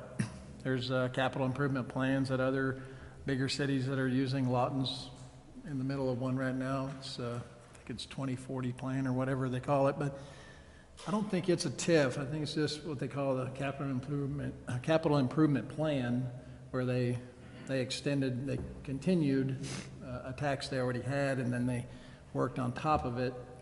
And they actually just designated projects, like Rachel and staff have identified all the projects that we have that we can actually target using, our existing funds, kind of like just using the money that we earn like we do in our everyday lives. You save up your money, you buy something, and fix problems with that money. So there's other, I don't think we're constrained to just use a TIF plan. As a community, we can look elsewhere, we can look at other plans as well. We're not regulated into just a TIF idea. So just my thoughts. No, I agree with that, Kelly. There's options, but like Mayor Mosley said, what was a mile water line was 2.2, 2.3 million. I mean, how long would we have to save up to do that? 1 mile. Right. You know what I mean? So you're right. There are options. I'm not saying the TIF is the right one. I'm not saying it's the wrong one, but it's money. Money and time solves everything, right? Money and time solves everything. Well, most everything, I should say. Anybody else? I appreciate everybody that came, whether you spoke or not. I like seeing a room full of people, because most times it's like 3 people sitting out there that we're staring at while we're up here. So a lot of good conversation, a lot of good comments, both in this one and the previous one. I know the council got a lot to weigh in the coming weeks. But yeah, if there's nobody else that wants to speak, it is 2017. I'd like to go ahead and close the public hearing. And we will move on. Item 6B, discussion, consideration and possible action to create sponsorship agreements with business and allow them to advertise their companies on city property. Make a motion that we approve the sponsorship agreements with businesses and allow them to advertise their companies on city property. Second. Motion and second, discussion. Got some concerns. Yes, sir. I think it'd be great to have the ability to do that, and when we do as a city, I think have that ability. This, the way it's written up, it seems to exclude people. And say again. Can you elaborate what verbiage are you referring to, Charlie? I'll have to get to it. Would you come back to me if anybody else wanted to speak up about it? Yeah. Anybody else? Got quite a few notes here. How long is the contract with this advertising company? We might need to hold on until Rachel gets back. Oh, okay. Yeah, I'm sure she's the one that, is it? Well, may I continue? Oh, do we all need to hold on? Well, I didn't notice that Rachel left. She's probably the person that the questions would be directed to. Or Okay. Spencer. There we go. Spencer, right. Spencer for the win. Sorry, I was distracted by the crowd there. So, yeah, so this is to allow, if someone wants to advertise their business at the sports complex, specifically, this is kind of around my topic here, they can buy, right now I'm looking at like sections of chain link. So if you want to buy like a 4x6 poster area and you want to hang posters of Dr. Pepper up on the fence, you could pay a certain fee and you could then fly your posters up on the fence and it could be seen by 200,000 people that come out there to visit the sports complex. So if Ben and Jay's flies coming to get some pizza, whatever, and then they'll go and see the ad, and then they can kind of come and buy exchange of goods, I guess, for advertising at the sports complex, is what that one is. So, Spencer, do you know of any other? Sorry, Charlie, I'll get back to you. Do you know of any other municipalities that are doing this? I know Boust in Choctaw does something similar to this. Advertising? I know of a couple that are doing it. it's basically just another revenue stream for the sports complex, or the city in general, I guess, if you want to boil it down. The only reason I know Bouse does it, because they got me for $2,100, so. Right, so. Now, is this just specifically at the sports complex? No, Mr. Mayor, if I may, I wanted to clarify that, is that the idea first came together because of the sports complex, but this is not limited to the sports complex. So with management, we decided that rather than have to keep coming back to you all if somebody said, hey, can we, put a sponsorship here, that we wanted you all to control it. So this is what we came up with, but as council, you all can of course make changes to this. But ultimately, we wanted you all to have the control and to say, okay, these are the guidelines we're comfortable with. Now, with that, I haven't read in depth, that I was sure Charlie is about to enlighten us, but it doesn't mean that we can slap a sponsorship on a cop car or anything like that, right? No, and. Just making sure that's not that wide open, that we can, And Chief T's riding around with interurban placid on the side on the fire truck. Nobody wants that. Nobody wants that. And the city is not obligated to accept any sponsorships either. So this is solely within the city's discretion. Right. So when you say that the city, again, I haven't read it word for word yet, but it's not going to come to council every time someone wants to sponsor, or is that going to be a city manager? Is that who's administering? So it's the city manager, except it does have, and you all can change this, but it does have, when there's going to be a sponsorship that is placed up on personal or real property of the city, that will come to you all. So there is still a lot, but you can change that. You can say, you know what, we have a city manager for a reason. We want him to take care of that. So they could put like a sign on a city easement? Well, they would still have to comply with all of our other ordinances. Like our sign ordinance, they'd have to meet. Charlie, did you find what you were talking about? Yes, and a little more since we've been visiting. The first thing that really stuck out with me is page 146. This is sponsorship criteria. Probably the first bullet point below. In all cases, the city shall have the ability to accept or reject the proposal. So the first bullet point says, the compatibility of the entity or the individual's mission, product, and promotional goals with the city's vision, mission, values, ordinance, and policies. I'm just not liking that. I think maybe I'm a guy that leans towards the individual basis. Maybe we'll just come back to council each time. And that way the citizens come speak on each issue, instead of just having a blanket deal where we ride the fence whichever way we want to be, as long as, of course, it's not pornographic or a few other things that nobody wants. It's pretty scary to a citizen to see this whole agreement that can shape a citizen or our businesses or potential sponsors into a box, but has the bold print on the front page that says, the city council reserves the right to deviate from the policy that you're wanting to approve. So that's troublesome in itself. There's some other matters. On the payment in kind one, I don't think that the council will ever know how that happened, how the payment in kind happened. I grew up in a small town, and it was always interesting to go to the ball game and see, family paid a couple bucks or whatever to get each kid in there and whatnot. And it was always interesting to go, hey, who's in there yelling for the team that didn't pay? And I just think that payment in kind part of it, there would be no way to know in the future what we've done. And then the citizens wouldn't be represented under this agreement by us one time accepting this. So I think it'd be cool to advertise. I like the freedom of advertising. We just had a lot of very essential people to our town come in here and talk about the vision of 25 years from now.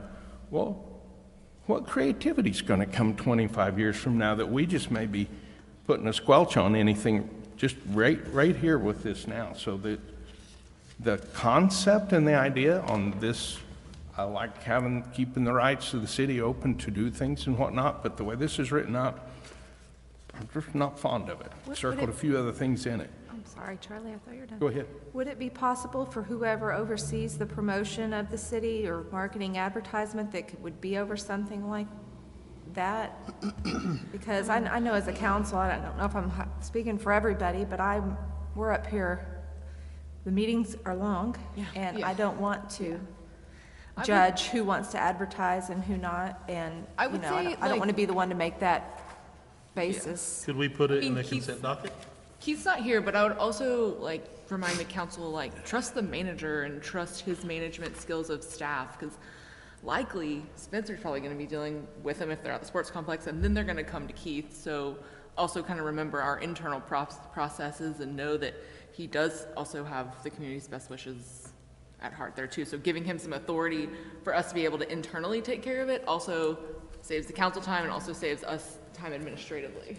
What I'm hearing from the council, and correct me if I'm wrong, is if you look at paragraph 2 of part 8, you may want to consider striking that from the agreement, because that is what is bringing everything to the city council. Now, it does keep that if there is ever going to be an exclusive sponsorship agreement, then that would still come before you, but again, you can strike that as well.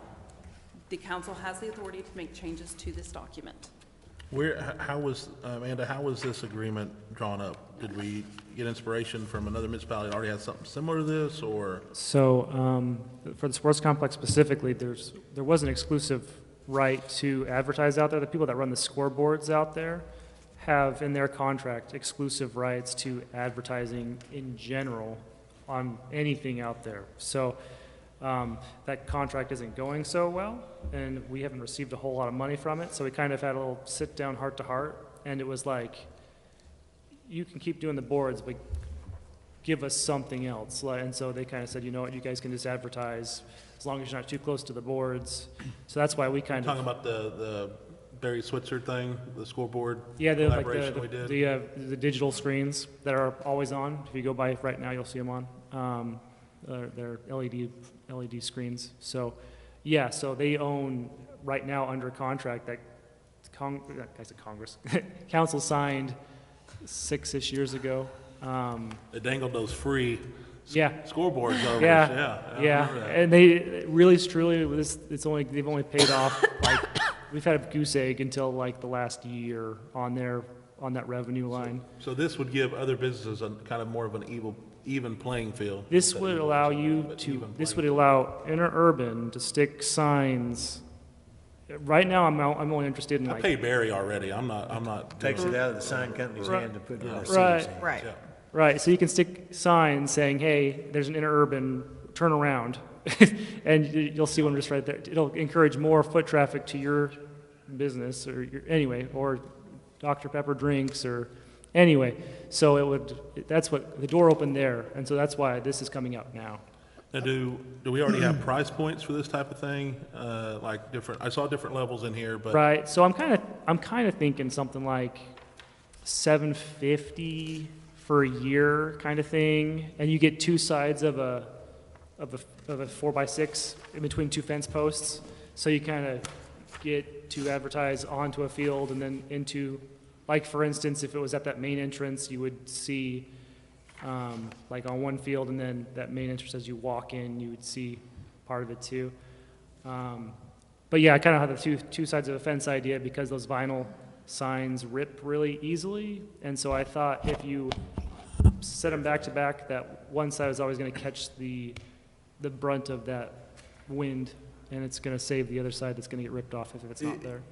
If we decide to do this, and this is why I asked the price point, I would just like to see it as economical as possible to give the most businesses, whether they be small or large, right, the opportunity to advertise on an equal footing.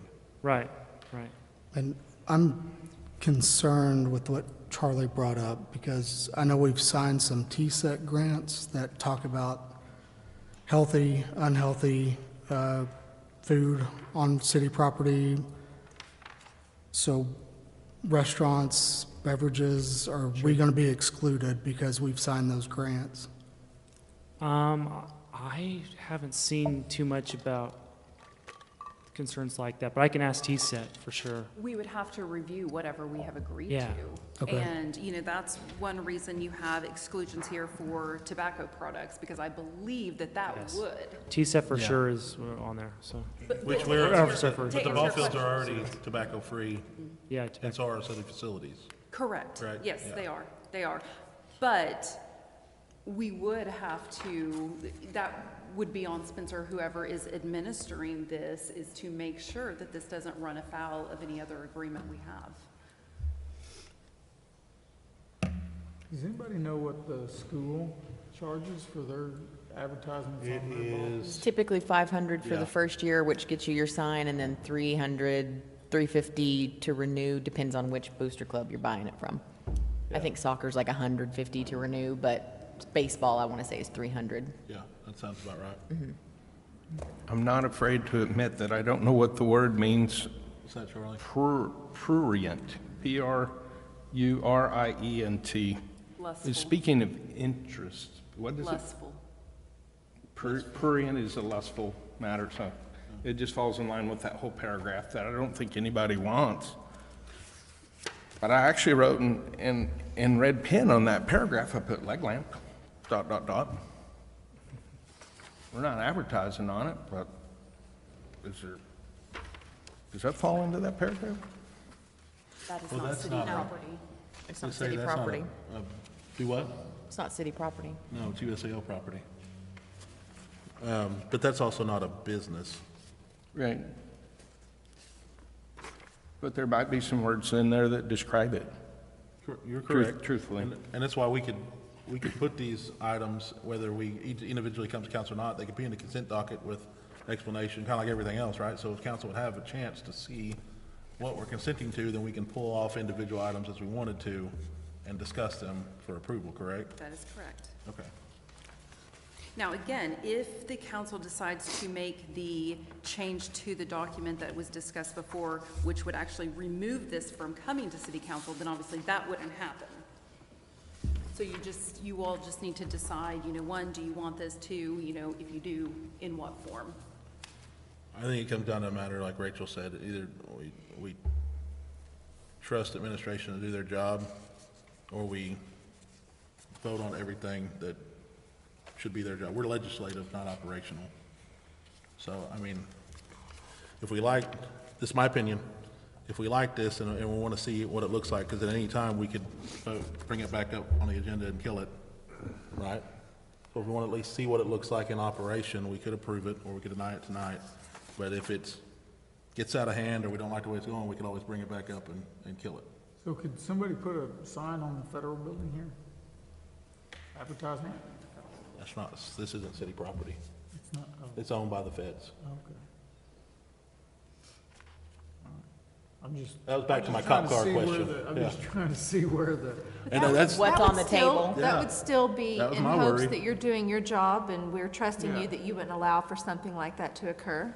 Your judgment. I think the point is, let's have some revenue streams for the sports complex Yeah, no, I and the understand. parks No, and see what we can do for, Well, I mean, it has a paragraph there about termination, so, the city can terminate it at any time. At any time, Their right. discretion. This whole thing, John, or terminate what? it says the city reserves the right to terminate any sponsorship at any time if the city's sole discretion continuation of the sponsorship is not in the best interest of the city. That first bullet point could see that somebody that was out of favor with the city didn't even have a chance to advertise here. That's what I find troublesome. Agreed, Charlie, but that'd be About something we as that. a council would have to address if we see that, since we represent the citizens. Am I If we see that. misunderstanding? and Does again, this- trust the manager. Does this mean each matter is still going to go before the council? No. No. No. Okay, that's troublesome there. So, thank you for letting me speak my piece on that one. I appreciate the input, Charlie. So is this, the application that's included here, Amanda, is this page 1 and 2, I guess it's, These are the things that people will be agreeing to, is just this application is how we review them? This is what is prepared as of tonight, but you will note in Part 14 that you're authorizing the city manager or his designee to develop additional forms, rules, applications, and procedures as necessary to effectuate the purposes of this policy. The city manager shall be responsible to the city council for the enforcement of this policy. So again, if at any point you all aren't happy, you can bring it back and you can take care of it. So it's not as stringent as an ordinance then? No. I mean, we can, because everything that's in item 10, or 9 and 10, is not really mentioned on the application. So there's no, there's not a direction, well, as you say, it would probably be, this will probably change and include the items that are in 9 and 10, talking about entities and individuals not considered for city sponsorships. And then 10 is sponsorship standards. I think those probably should be in the application process. I just didn't see them in there, so that'd be something we work on. I mean, if they didn't apply, though, you just wouldn't accept the application, right? Correct. Yeah, but the applicant needs to know the standards. They're not mentioned really on the application, so. That's I what mean, I'm that's getting at. simple, a handout that goes with the application, and then read this when you take your application. If you feel like you don't fall into the criteria, then don't Exactly. fill it, yeah, so a It has handout to be- go with What it. I'm getting at is it has Yeah. to be included. The applicant needs to know the direction before they say, oh, I can't even apply. Sure, So- sure. Am I right in assuming, though, that that would be performed, right? Like that's, am I thinking something wrong here? But we're voting on to allow the, to open this up or not. The way that you're going to conduct it and the process you're going to use will be established by you guys. I'm not micromanaging how you're going to. Correct. We're creating the legislation mechanism, they're doing the operations Right. execution. That's what I meant. Thank you. Absolutely. Roll call, please. Mr. Mayor, if I Oh, may. sorry. There was discussion on amending Part 8 so that everything doesn't come before you all. If that's what you want to do, you will need to amend your motion. So as it stands right now, it will not, everything will not come before us. As it As it is stands. written, no, it will come before you, but my understanding is you all may not want everything in front of you. If that's the case, you just need to amend your motion to revise Part 8 and basically to keep the first two sentences of Part 8 and strike everything else. I don't, whoever made the motion, I don't know if you'd be willing to amend it or not. I mean, I believe I made the motion, but I don't see a problem with how it's written now. okay. You want it all to come before us? That's how it's written now, is that every one of them would come before council. Yeah, because we can always change it later where we don't have it become Yeah, before us. see how it's working. Yeah, let's see how it works. I kind of agree with Kia, though. I don't want to vote on 15 people who want to, I think it would be in a consent docket, though, wouldn't it? and then how many of them get yanked out? You know what I mean? And we end up talking about 15 different applications before we can even move on to the rest of city business. I agree with that, Erica, but I also see since this is the new thing, it may be beneficial for us to see how it operates for the first. we need to Because put some- staff wrote Do it this. that way This first. is what staff's presenting. Okay. Right? So, let's do that for a few months or whatever and see how it's working, and then we can always Yep. say, yeah, we don't want to see him anymore. And we can kick it to the curb after that. The curve.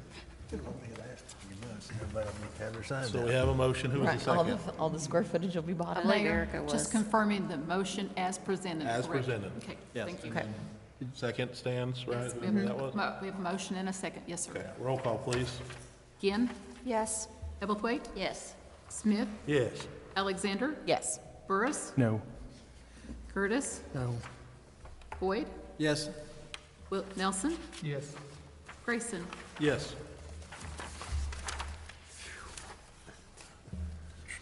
Item C, 6C, discussion, consideration, of possible action to authorize staff to solicit bids for COC 2405-2024 mowing leases.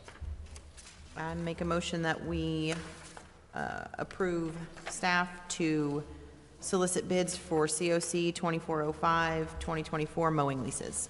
Second? Discussion? Questions? Yes, sir. What's happening with those right now? Has there been a lease previously, or is city doing some mowing out there? We mow it right now. Anything that's on that list, we take care of it right now. Okay. I've tried running this in the past and it didn't take off. I've had people reach out since then saying they are interested, so that's Okay. why I'm bringing this to you a second time.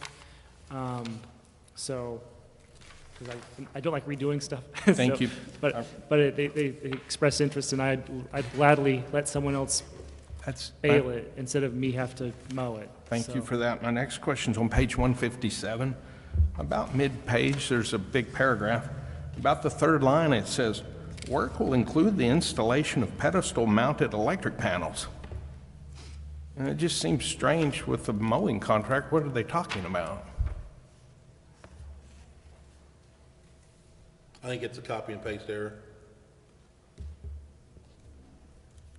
That was for the Festival of Light. Yeah. Yeah, I'm gonna go with copy paste error too. Because this looks like standard, for general liability, workers' comp, auto liability, it's kind of what you need to bring. General provision. Yeah, the sealed bids part is, bids already submitted. Yeah, the sealed bids part does not cover what we're talking about.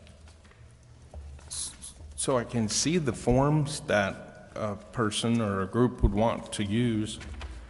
I'm not familiar with like questcdn.com. It apparently says that's the only place that a prospective bidder can go. Are they not able to bring in the paper just as it's presented to council? Or what is Quest? So, Quest CDN is how they submit bids on contracts. So that has to do with a different.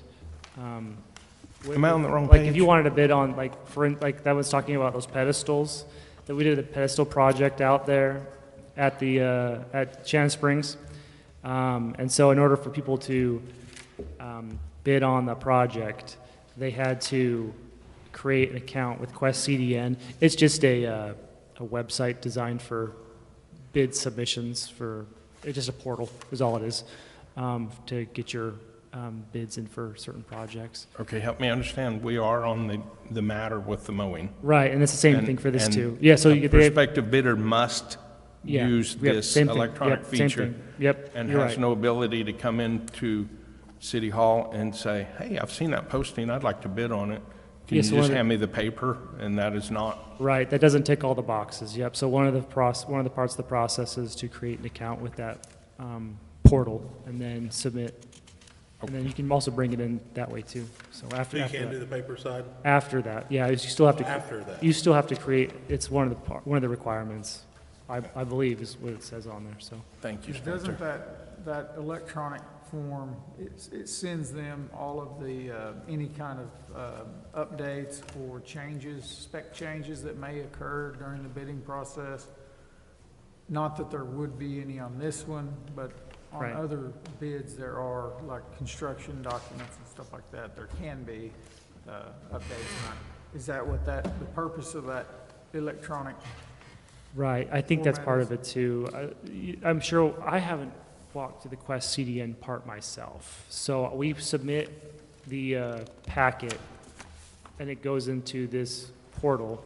You can then log in, find I'm assuming it's a PDF, and you can fill it out. And whether it's digital fill out or hard fill out and resubmit, I don't know. But you get this packet, and then you can apply through that, and then we receive it after that, so. This is a process that all bids are done for any project Standard in the city, process. right? It's Yes, not anything- so when we redo roads, or when we, whatever, we submit it through this Quest CDN portal. I have a question, and this might be just pinching pennies here, but I was looking on there, and I apologize because I'm not real familiar with what the agriculture or anything, the land that you're mowing here. But is there any kind of arrangement that's ever been done that if they mow it, that the bells that you take, I mean, that's quite a bit, could be quite a bit of money, is that correct? Right, and that's why you guys have to vote on it, because they could potentially make money on city property. Yeah, And I so know that's that why you guys get to see it. my family has an arrangement, I know, and it's about half this acre, but they do it for free, and they take the bells. Right. And So, so, yeah, that's part of it. So they can make money on the property, but they could also, someone could get hurt, so they have to have liability. We have to know what they're doing. They have to have insurance. There's all, the same steps that you see for every other packet too. I just was wondering if there's any way, that if the amount of bells that they pull out, at free, price per bell, and they deduct that by the amount the city has to pay, if they give a discount, even $50 a bell, and that could lower the rate by quite a bit, but. Right. Just So curious. yeah. So right now, we send our guys out there and they just mow it. Yeah. And so this would then just say, we could charge them money, right? Or we could just say, what do you think your bid is? Because right now they're bidding. It's a sealed bid, this process, and so someone could bid $20 an acre, someone could bid $2,000. I have no idea, and so the highest bid gets it. And honestly, I'm okay. Yes, and I'm okay with the dollar because it keeps my guys off of mowing it. We can focus elsewhere too because we've got so much grass to cover. That I'd love to get more money for it too, but as long as we get something for it, I'm happy with that too because it just saves our guys time and equipment. So. But that would be included in whatever bid they want to submit if they want to do some kind of trade out with, say Yeah, they want to they bail the 90 acres or whatever, they would include They that. would We'll knock bail down this. their amount by the overhead, Yeah. so. As in this contract here, it just said the cuttings may be belled and used by the leases. So I just was Yeah. wondering if, At the 2.3, is that what you mean? yeah. Yeah. Maybe bailed and used. Specifications, number 2, and then 2.3. Within 1 week of cutting. We have a motion and a second, right? Any more discussion? Roll call, please. Hebblethwaite, Yes. Smith, Yes. Alexander, Yes. Burris, Yes. Gertis, Yes. Boyd, Yes. Nelson, Yes. Ginn, Yes. Grayson. Yes. Item 6D, discussion, consideration, of possible action to approve pay request number 4 in the amount of $242,000, 155. I butchered that. It's a long night. Construct T-hanger projects, Diversified Construction of Oklahoma, Inc. To Diversified Construction of Oklahoma, Inc. And it's I move to approve pay request number 4 in the amount of $242,155. Thank you. Construct T-hanger projects to Diversified Construction of Oklahoma Incorporated. Second. discussion. Roll call, please. Smith, Yes. Alexander, Yes. Burris, Yes. Gertis, Yes. Boyd, Yes. Nelson, Yes. Ginn, Yes. Hebblethwaite, Yes. Grayson. Yes. Discussion, consideration of possible action to approve fiscal year 2024-2025 accounting services contract with Crawford Associates. I move that we approve the fiscal year 2024-2025 accounting services contract with Crawford and Associates. Second. Discussion? Yeah, I've got something. Are we about caught up with audits? It's the same firm, right? It's the same firm, yes, sir. Okay. Are we caught up with audit? Pardon? Are we about caught up with audits? Like, I know we're 2 years behind. Is that, We are still working on them. okay, Is where we're at, working diligently. okay. So I keep saying, but I'm hoping it's maybe September 30th. Okay, So, yes. okay. It is a different firm, I think. It's the same firm, I It's think. the same firm, yes, sir. On the audits it is? Crawford is our firm that helps us. I think we have it Yes. Yes. to get ready for the actual audit, sir. Yes. Crawford But they're not Associates. performing the audit. Oh, okay, thank Yes, you. sir. Yeah. You like giving yourself a grade, wouldn't it? Audit on yourself.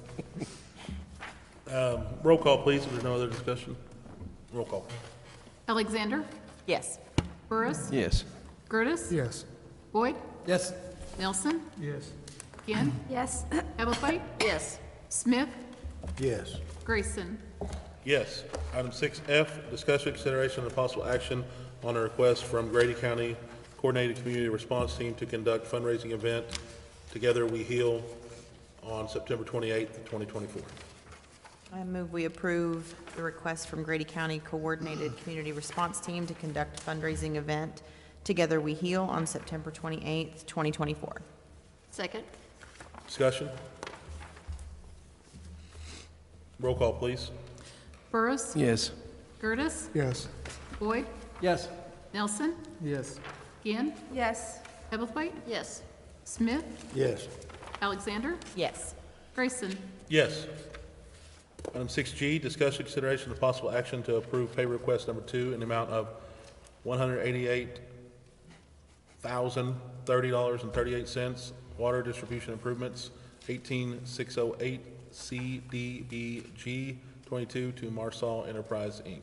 I make a motion that we approve the pay request number 2 in the amount of $188,030.38, water distribution improvements, 18608 CDBG 22 to Marceau Industries Incorporated. Discussion? Quick question. Yes, sir. The matters on page 182 and page 183, so I don't get confused, are those just estimates? No. If I may, Yes. first of all, good evening, council. Good evening. I'll just address this quick like in regards to this CDBG grant. First and foremost, G through J, all of those amounts have been paid to Marsall. I found though, we had made an error in my office that we had went ahead and paid the pay app 2 and 3 without bringing them before the council for approval. Now, they were on your claims list, but they didn't come before you for your approval.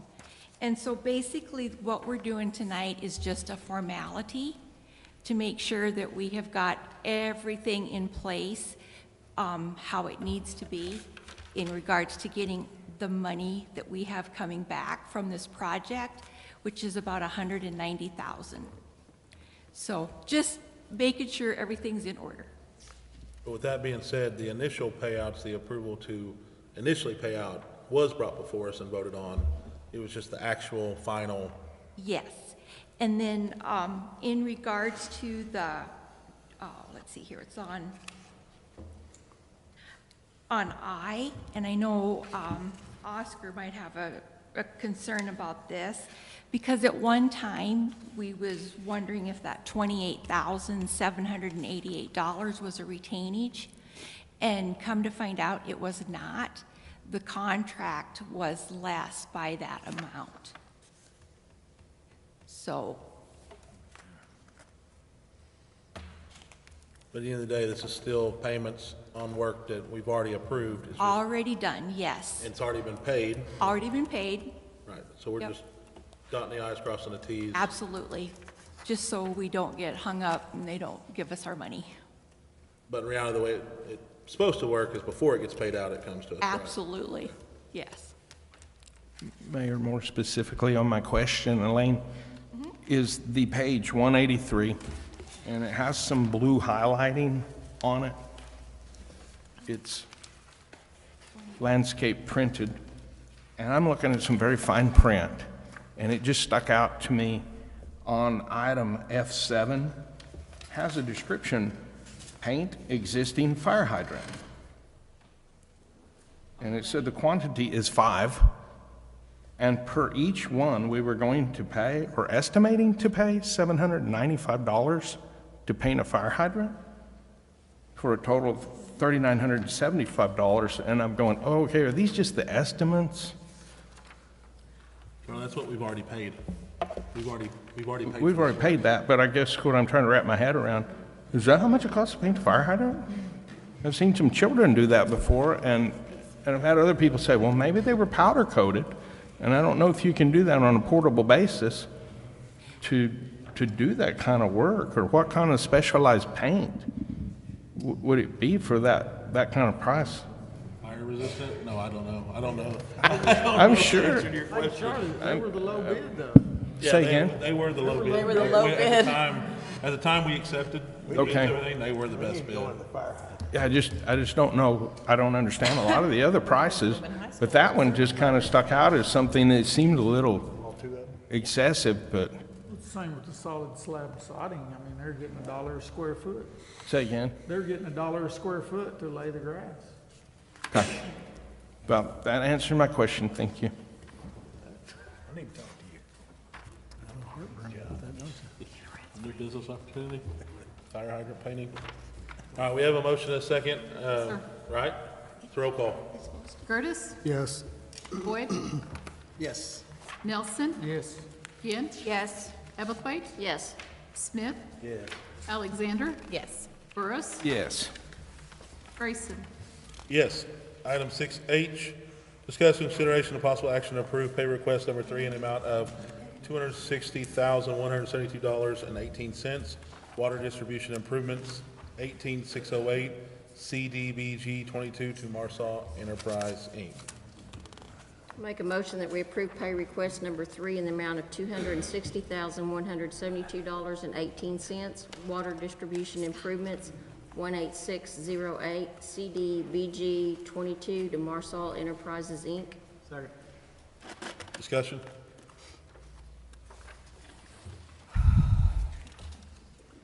Rachel, are we good? Yes, Yes. Okay. we're good. I wanted to make sure they were also on the CMA consent agenda, or we would have had to do this. I think they are, aren't they? It's on both. It's on both? City Council, CMA. Yeah, they are. All right. It's under the consent docket on the CMA. Yeah. That's how we all do it. Discussion? Roll call, please. Boyd, Yes. Nelson, Yes. Ginn, Yes. Ebblethwaite, Yes. Smith, Yes. Alexander, Yes. Burris, Yes. Gertis, Yes. Grayson. Yes.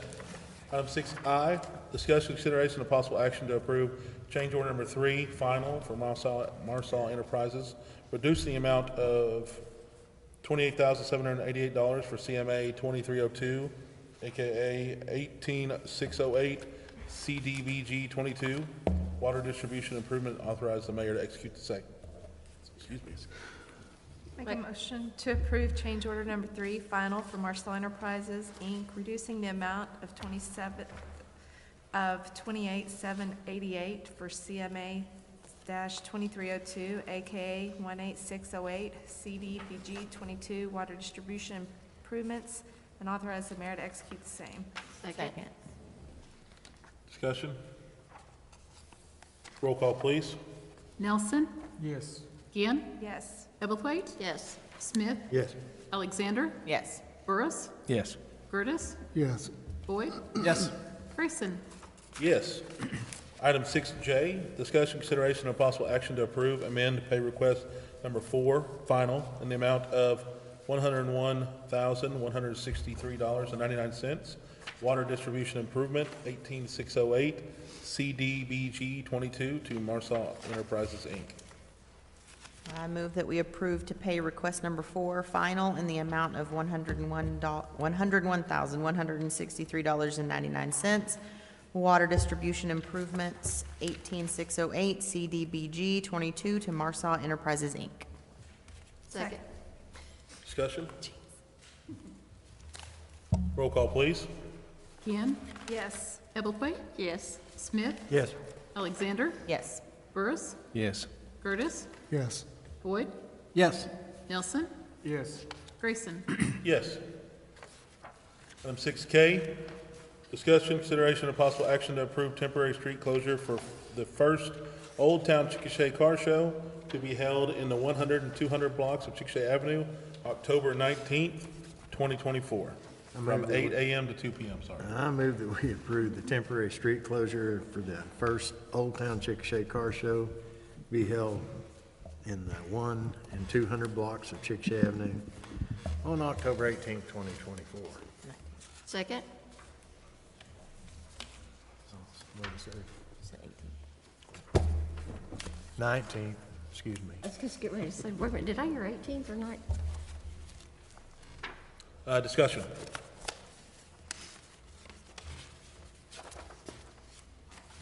Roll call, please. Ebblethwaite? Yes. Smith? Yes. Alexander? Yes. Burris? Yes. Curtis? Yes. Boyd? Yes. Nelson? Yes. Ginn? Yes. Grayson? Yes, safe to say everybody likes a car show. Item 6, what is that? L. L, discussion, consideration, and possible action to declare a true emergency exists relating to the flooding in the City Hall basement pursuant to Section 3 of the City of Chickasha City Charter and waive the competitive bidding requirements, Section 3 of the City of Chickasha City Charter due to a true emergency vital to the health and welfare of the citizens of the city and authorize the expenditure to groundworks in the amount of $82,299.08. I'll make a motion that we declare a true emergency exists relating to the flooding in City Hall basement pursuant to Section 3 of the City of Chickasha City Charter and waive the competitive bidding requirements of Section 3 of the City of Chickasha City Charter due to a true emergency vital to the health and welfare of the citizens of the city and authorize the expenditure to groundworks in the amount of $82,299.08. Second. Discussion. Questions? In the fine print, page 210, capital letters CMU, question mark S. Anybody, what is a CMU?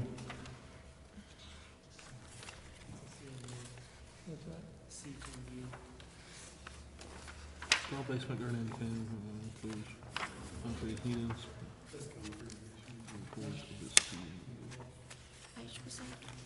Concrete masonry, cinder block. CMU is concrete masonry cinder block. The project will detail is that they will go in the basement, build a trench around all the exterior walls, put in some drains in there. We presently have one sump pump that is located in really the wrong area. We're going to put 3 sump pumps, and there will be a multiple sump pump that would operate within itself, but we'll have 3, which will end up with 4 in the area. They will also take care of the drain through the exterior walls. We'll drill holes for the water to come through. They will seal all the exterior walls so that the water will be forced to go down into the drain and to take care of any type of mold and make sure that doesn't reoccur. We'll also put in some dehumidifiers into the area to try to keep it clean. We've had a lot of complaints from people since the last few rains over that. We check it weekly for mold, and we're worried about the long-term health of the building and also of the people that work here. Is it a standing water issue or just a moisture mostly issue? Is the basement filling up? It fills up every time it Is it a- rains and it Is it a causes standing mildew water and issue or is it pretty unpleasant. flooding issue? Yeah, it causes mold in the building. Water comes in a lot. When big rains come, we've had several inches of, I've heard up to 6 inches. I've not seen the 6, I've seen the 4 inches of water. It doesn't go out. We then have to sweep it out, pump it out, and try to take care of it this way. And of course, with all that moisture in it, there's a lot of mold that goes in, and we try to remove the mold. A lot of complaints from the public and also the staff of the smell that goes throughout the building. And just, it's something I feel that really needs to be addressed and taken care of very quickly. you go in the basement and you look at some of the walls, they've deteriorated in there and are not in real good shape. And it has been ignored for some time, and it needs to be addressed.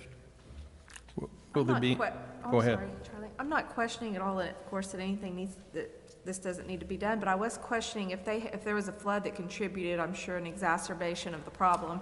Is insurance helpful in any of this? Will they assume any reimbursement or I don't know that flood answer. damage? Does OMAG cover the building? Not to my knowledge. It's something we can check their insurance company, but I don't know if they will cover it. This has been a long-standing problem. I didn't know if there was a recent, with all the rain we recently that, had, if it caused something that caused damage, that insurance, if we're having to declare, emergency for it, that insurance might. We also had the Department of Labor come out based on some complaints and inspect it. We didn't receive a violation, but it is something that we need to mitigate. And we're under contract with the federal government, correct? So For we the have, building? we have to maintain the building, right? Yes, and so they actually, the National Park Service is the branch of the federal government that Right. maintains us, and they came out and visited. They're fairly flexible on anything we do on the interior. It's the exterior that we have very strict guidelines on. I'm sure they would prefer us take care of the basement, the foundation of the building. So wouldn't the city have a flood policy? What do you mean? Well, if we have to, do we have to provide insurance for the building, the city? I don't have that answer. I mean, I would assume that we have insurance on this building. But I don't know that there was, assumption. I don't know that there was one event that we're trying to mitigate. Just in general, I mean, there should be an insurance policy. The city is working out of this building. We should have, I mean, if you lease any other type of commercial building, you have usually a contents or Like a renter's policy almost? Yeah, I mean, at the very least, you would have some kind of protection for, if we accidentally destroy something in here, or, so we'd have some way to, some kind of recourse to help pay our. The building is covered with OMAG. However, the basement, it's a rise up from the drain is where it's flooding from, or from Okay. around. So I don't think that that's covered. 'Cause Got you. it's This just seems water more like a basement. maintenance issue versus damage to me, right? Right. I mean, a lot of buildings downtown, unfortunately, and their basements flood. It's coming up from the drain, we only have ourselves to blame. Yeah, where's Chris Mosey? Thanks, Chris. Charlie, do you have something? Just one more, making sure that Jim, you're saying that is within the building, we won't see disturbance outside the building? Or will there have to be some work done around the perimeter? I would think so. Outside? Let's see, right here. One more time. Is it Okay. just on the Is it inside of the building? I think Jim mentioned inside the basement, we won't be seeing anything happening outside the building with these. Changes inside the building, not outside the building. Yeah, the changes we addressed on the interior of the building downstairs. On the Okay. exterior, we looked at around dealing from the exterior of the building, it would run, from the estimates we got, between 1,250 to 1,750 a foot. Plus, we've got lots of concrete around our building, be torn up. You can't just go straight down, you'll have to pull it way out for the people to get in to work that deep. It could be even more than that. So when we looked at several companies that looking at it from the interior, we felt this is the best way to address the problem and do it quickly. Thank you. Roll call, please. Smith? Yes. Alexander? Yes. Burris? Yes. Gertis? Yes. Boyd? Yes. Nelson? Yes. Ian? Yes. Ebelthwaite? Yes. Grayson? Yes. Discussion 6M, discussion, consideration, and possible action to approve purchase of two 2024 Ram 4500 trucks from Joe Cooper Dodge Ram using state contract SW0035 for a total amount of $142,280. A motion to approve the purchase of two 2024 Ram 4500 trucks from Joe Cooper Dodge Ram using state contract number SW0035 for a total amount of $142,280. Second. Discussion? Jim, what are we putting on these? Are these beds coming on these, or? On the truck. What's coming special on your trucks? Is it a bed that They're we just- already own, or? They're just plain, there's nothing special on the truck, they're just a heavy-duty truck to move our heavy equipment, the backhoes and pull the trailers and stuff, that we need to do our digging in the roads for water lines, sewer lines, et cetera. Thank you. Are you gonna have a flatbed on it, or there's Flatbed no? on the truck? What? Flatbed on the truck? No. They No, don't they're come- just regular 450 pickup trucks. The next item will be a crew cab, December type truck. Do they come with beds, though? Yeah. Yeah, it'd say cab and chassis if it didn't come with bed. This one says Okay, tradesman. this is tradesman, regular cab. Yep. It's not even extended That's new, they used to not offer that. Roll call? Alexander, Yes. Burris, Yes. Gertis, Yes. Boyd, Yes. Nelson, Yes. Ginn. Yes. Hebblethwaite, Yes. Smith, Yes. Grayson. Yes.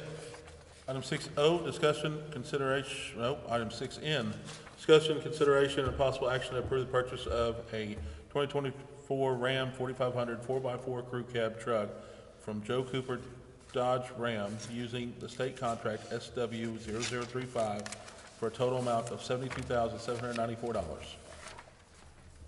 Make a motion that we approve the purchase of a 2024 Ram 4500 4x4 crew cab truck from Joe Cooper Dodge Ram using state contract SW0035 for a total amount of $72,794. Second. Discussion? Roll call? Burris, Yes. Gertis, Yes. Boyd, Yes. Nelson, Yes. Ginn, Yes. Hebblethwaite, Yes. Smith, Yes. Alexander, Yes. Grayson. Yes. Item 6O, discussion, consideration, and possible action to authorize reimbursement to the Grady County District 2 for the paving of 29th Street from Grand Avenue to Highway 62 and paving North 4th Street in the amount of $415,070.94 as per the interlocal agreement. Move to authorize the reimbursement to Grady County District 2 for the paving of 29th Street from Grand Avenue to Highway 62 and paving of North 4th Street in the amount of $415,070.94 as per the interlocal agreement. Second? Discussion? Purchase request says south instead of north. Does that matter? Is that just an internal matter? I'm on page 224. I think it's just a typo. Typo. Thank you. Roll call? Gertis, Yes. Boyd, Yes. Nelson, Yes. Ginn, Yes. Hebblethwaite, Yes. Smith, Yes. Alexander, Yes. Burris, Yes. Grayson. Yes. Item 6P, discussion, consideration, and possible action to authorize reimbursement to Grady County District 2 for the paving of 29th Street from Grand Avenue to Country Club Road, 16th Street from Country Club Road to Pikes Peak, and Cottonwood from Highway 81 to railroad tracks in the amount of $340,884.81 as per the interlocal agreement. Move to authorize reimbursement to Grady County District 2 for the paving of 29th Street from Grand Avenue to Country Club Road, 16th Street from Country Club Road to Pikes Peak, and Cottonwood from Highway 81 to the railroad tracks in the amount of $340,884.81 as per the interlocal agreement. Second? Discussion? I thought we'd already paid for the paving on Cottonwood. I think we approved the agreement, but not the payment. This is the actual pay app, so this will be the work is complete. Okay, so we did a change order before on Cottonwood. That's what it was. Okay, all right. It's misdescribed in two places. As described, there's probably a half mile or more of 29th Street described in here that did not receive any work.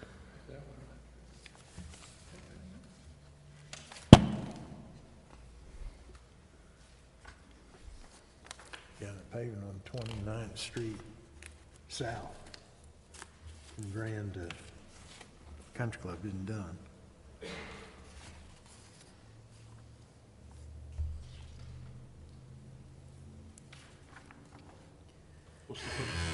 What's the question, Charlie? This right here. I'm just pointing out that it's misdescribed in two places. I think the work actually began at Grand Avenue I got you. and 29th and moved southward to Country Club Road along what maybe used to be the former Highway 92 and sometimes known as Norge Road.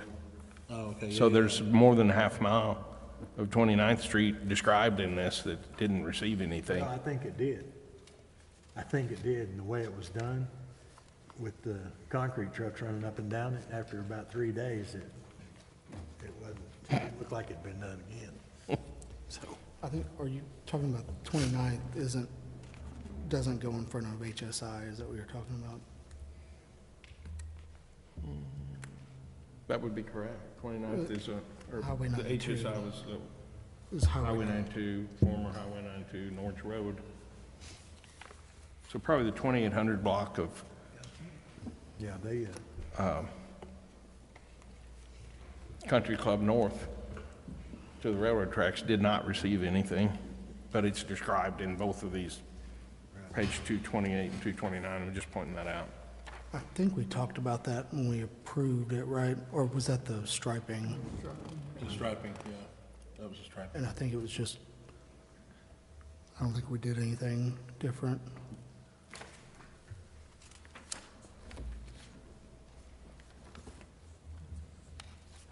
Any more discussion? Roll call, please. Boyd? Yes. Nelson? Yes. Ginn? Yes. Ebelthwaite? Yes. Smith? yes.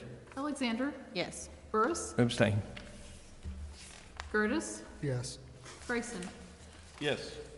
Item 6Q, discuss consideration of possible action to accept temporary easement from David and Shaniqua Ritchie for the south 20 feet of north 35 feet of tract of land described by deed in book 2903 at page 33, Grady County, Oklahoma, for a water line project. So moved.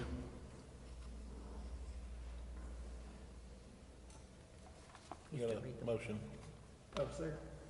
Discussion? I have a question. Did the owners, did that come out of the abstracting or what? Because I think David Ritchie's deceased. Shaniqua's still alive, but I think David's deceased. If his name's still on the deed, I'm sure that he had to be listed. Okay. Would be my guess. Is that correct, Amanda? Yes, but somebody signed David Ritchie, so I I don't know. know, maybe it's a- that's what I was questioning. No. Because I think, if I'm not mistaken, David Ritchie's deceased. Yeah, there's a charge on the claims list for David Ritchie for $2,500. That's the next one. Huh? That's the next item. Oh, that's next Yeah. time. David Ritchie still No, so, yeah. David Senior passed away a long time ago, and David Junior, who was a couple years older than me, passed away about 3 years ago. So, This is his son. He has passed. This is his son that has the property now okay. and has signed the easement. So he must be David the Third. He's donating the temporary easement. For the next easement, we're paying him the permanent easement. He's asking a fee of $2,500 for that easement. This is for the water line, the Ada Sepial water line project. I just wanted to make sure he's still alive, if we're gonna pay him. Yeah, that's a good question. Any more discussion? Valid concern? Do what? I said, yeah, that'd be a valid concern. Roll call, please. Nelson? Yes. Ginn? Yes. Ebelthwaite? Yes. Smith? Yes. Alexander? Yes. Burris? Yes. Gertis? Yes. Boyd? Yes. Grayson? Yes. Item 6R, discussion consideration of possible action to accept permanent easement in exchange for $2,500 from David and Shaniqua Ritchie for the north 15 feet of tract of land described by deed in book 2903 at page 33, Grady County, Oklahoma, for waterline project. Move to accept the permanent easement in exchange for $2,500 from David and Shaniqua Ritchie for the north 15 feet of a tract of land described by deed in book 2903 at page 33, Grady County, Oklahoma, for a waterline project. Second. Discussion? So is there a lag between, because it was already on the claims list, wasn't that July's claim list? For 2,500? I think that was. I guess we didn't need to approve it before it was paid. For $2,500, no, because that's under the Okay. threshold, Okay. right? That's why it was, yeah. All right. Roll call? Ginn, Yes. Ebelthwaite, Yes. Smith, Yes. Alexander, Yes. Burris, Yes. Gertis, Yes. Boyd, Yes. Nelson, Yes. Grayson. Yes.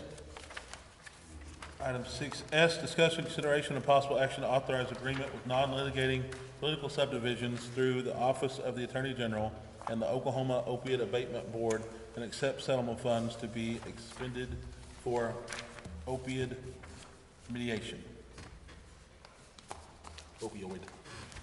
Move to authorize the agreement with non-litigating political subdivisions through the Office of the Attorney General and the Oklahoma Opioid Abatement Board and accept settlement funds to be expended for opioid remediation. Second. Discussion.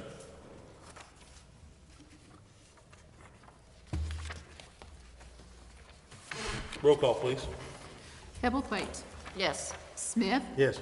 Alexander, Yes. Burris, No. Gertis, Yes. Boyd, Yes. Nelson, Yes. Ginn, Yes. Grayson. Yes. Item 7, motion to adjourn. So moved. Second. We adjourn. I'd like to call the Chickasha Municipal Authority to order, please. Roll call.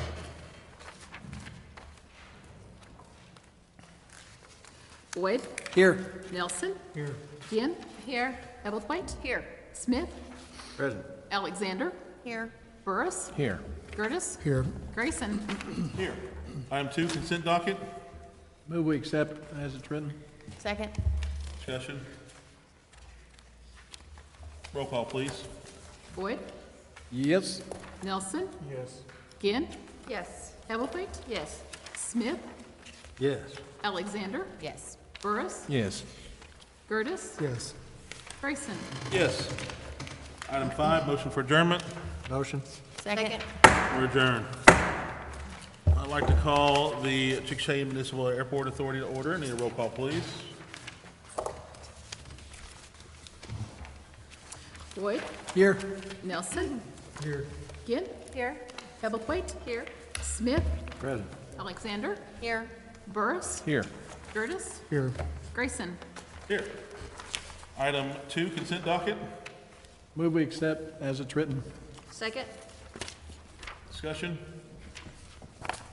Roll call. Nelson, Yes.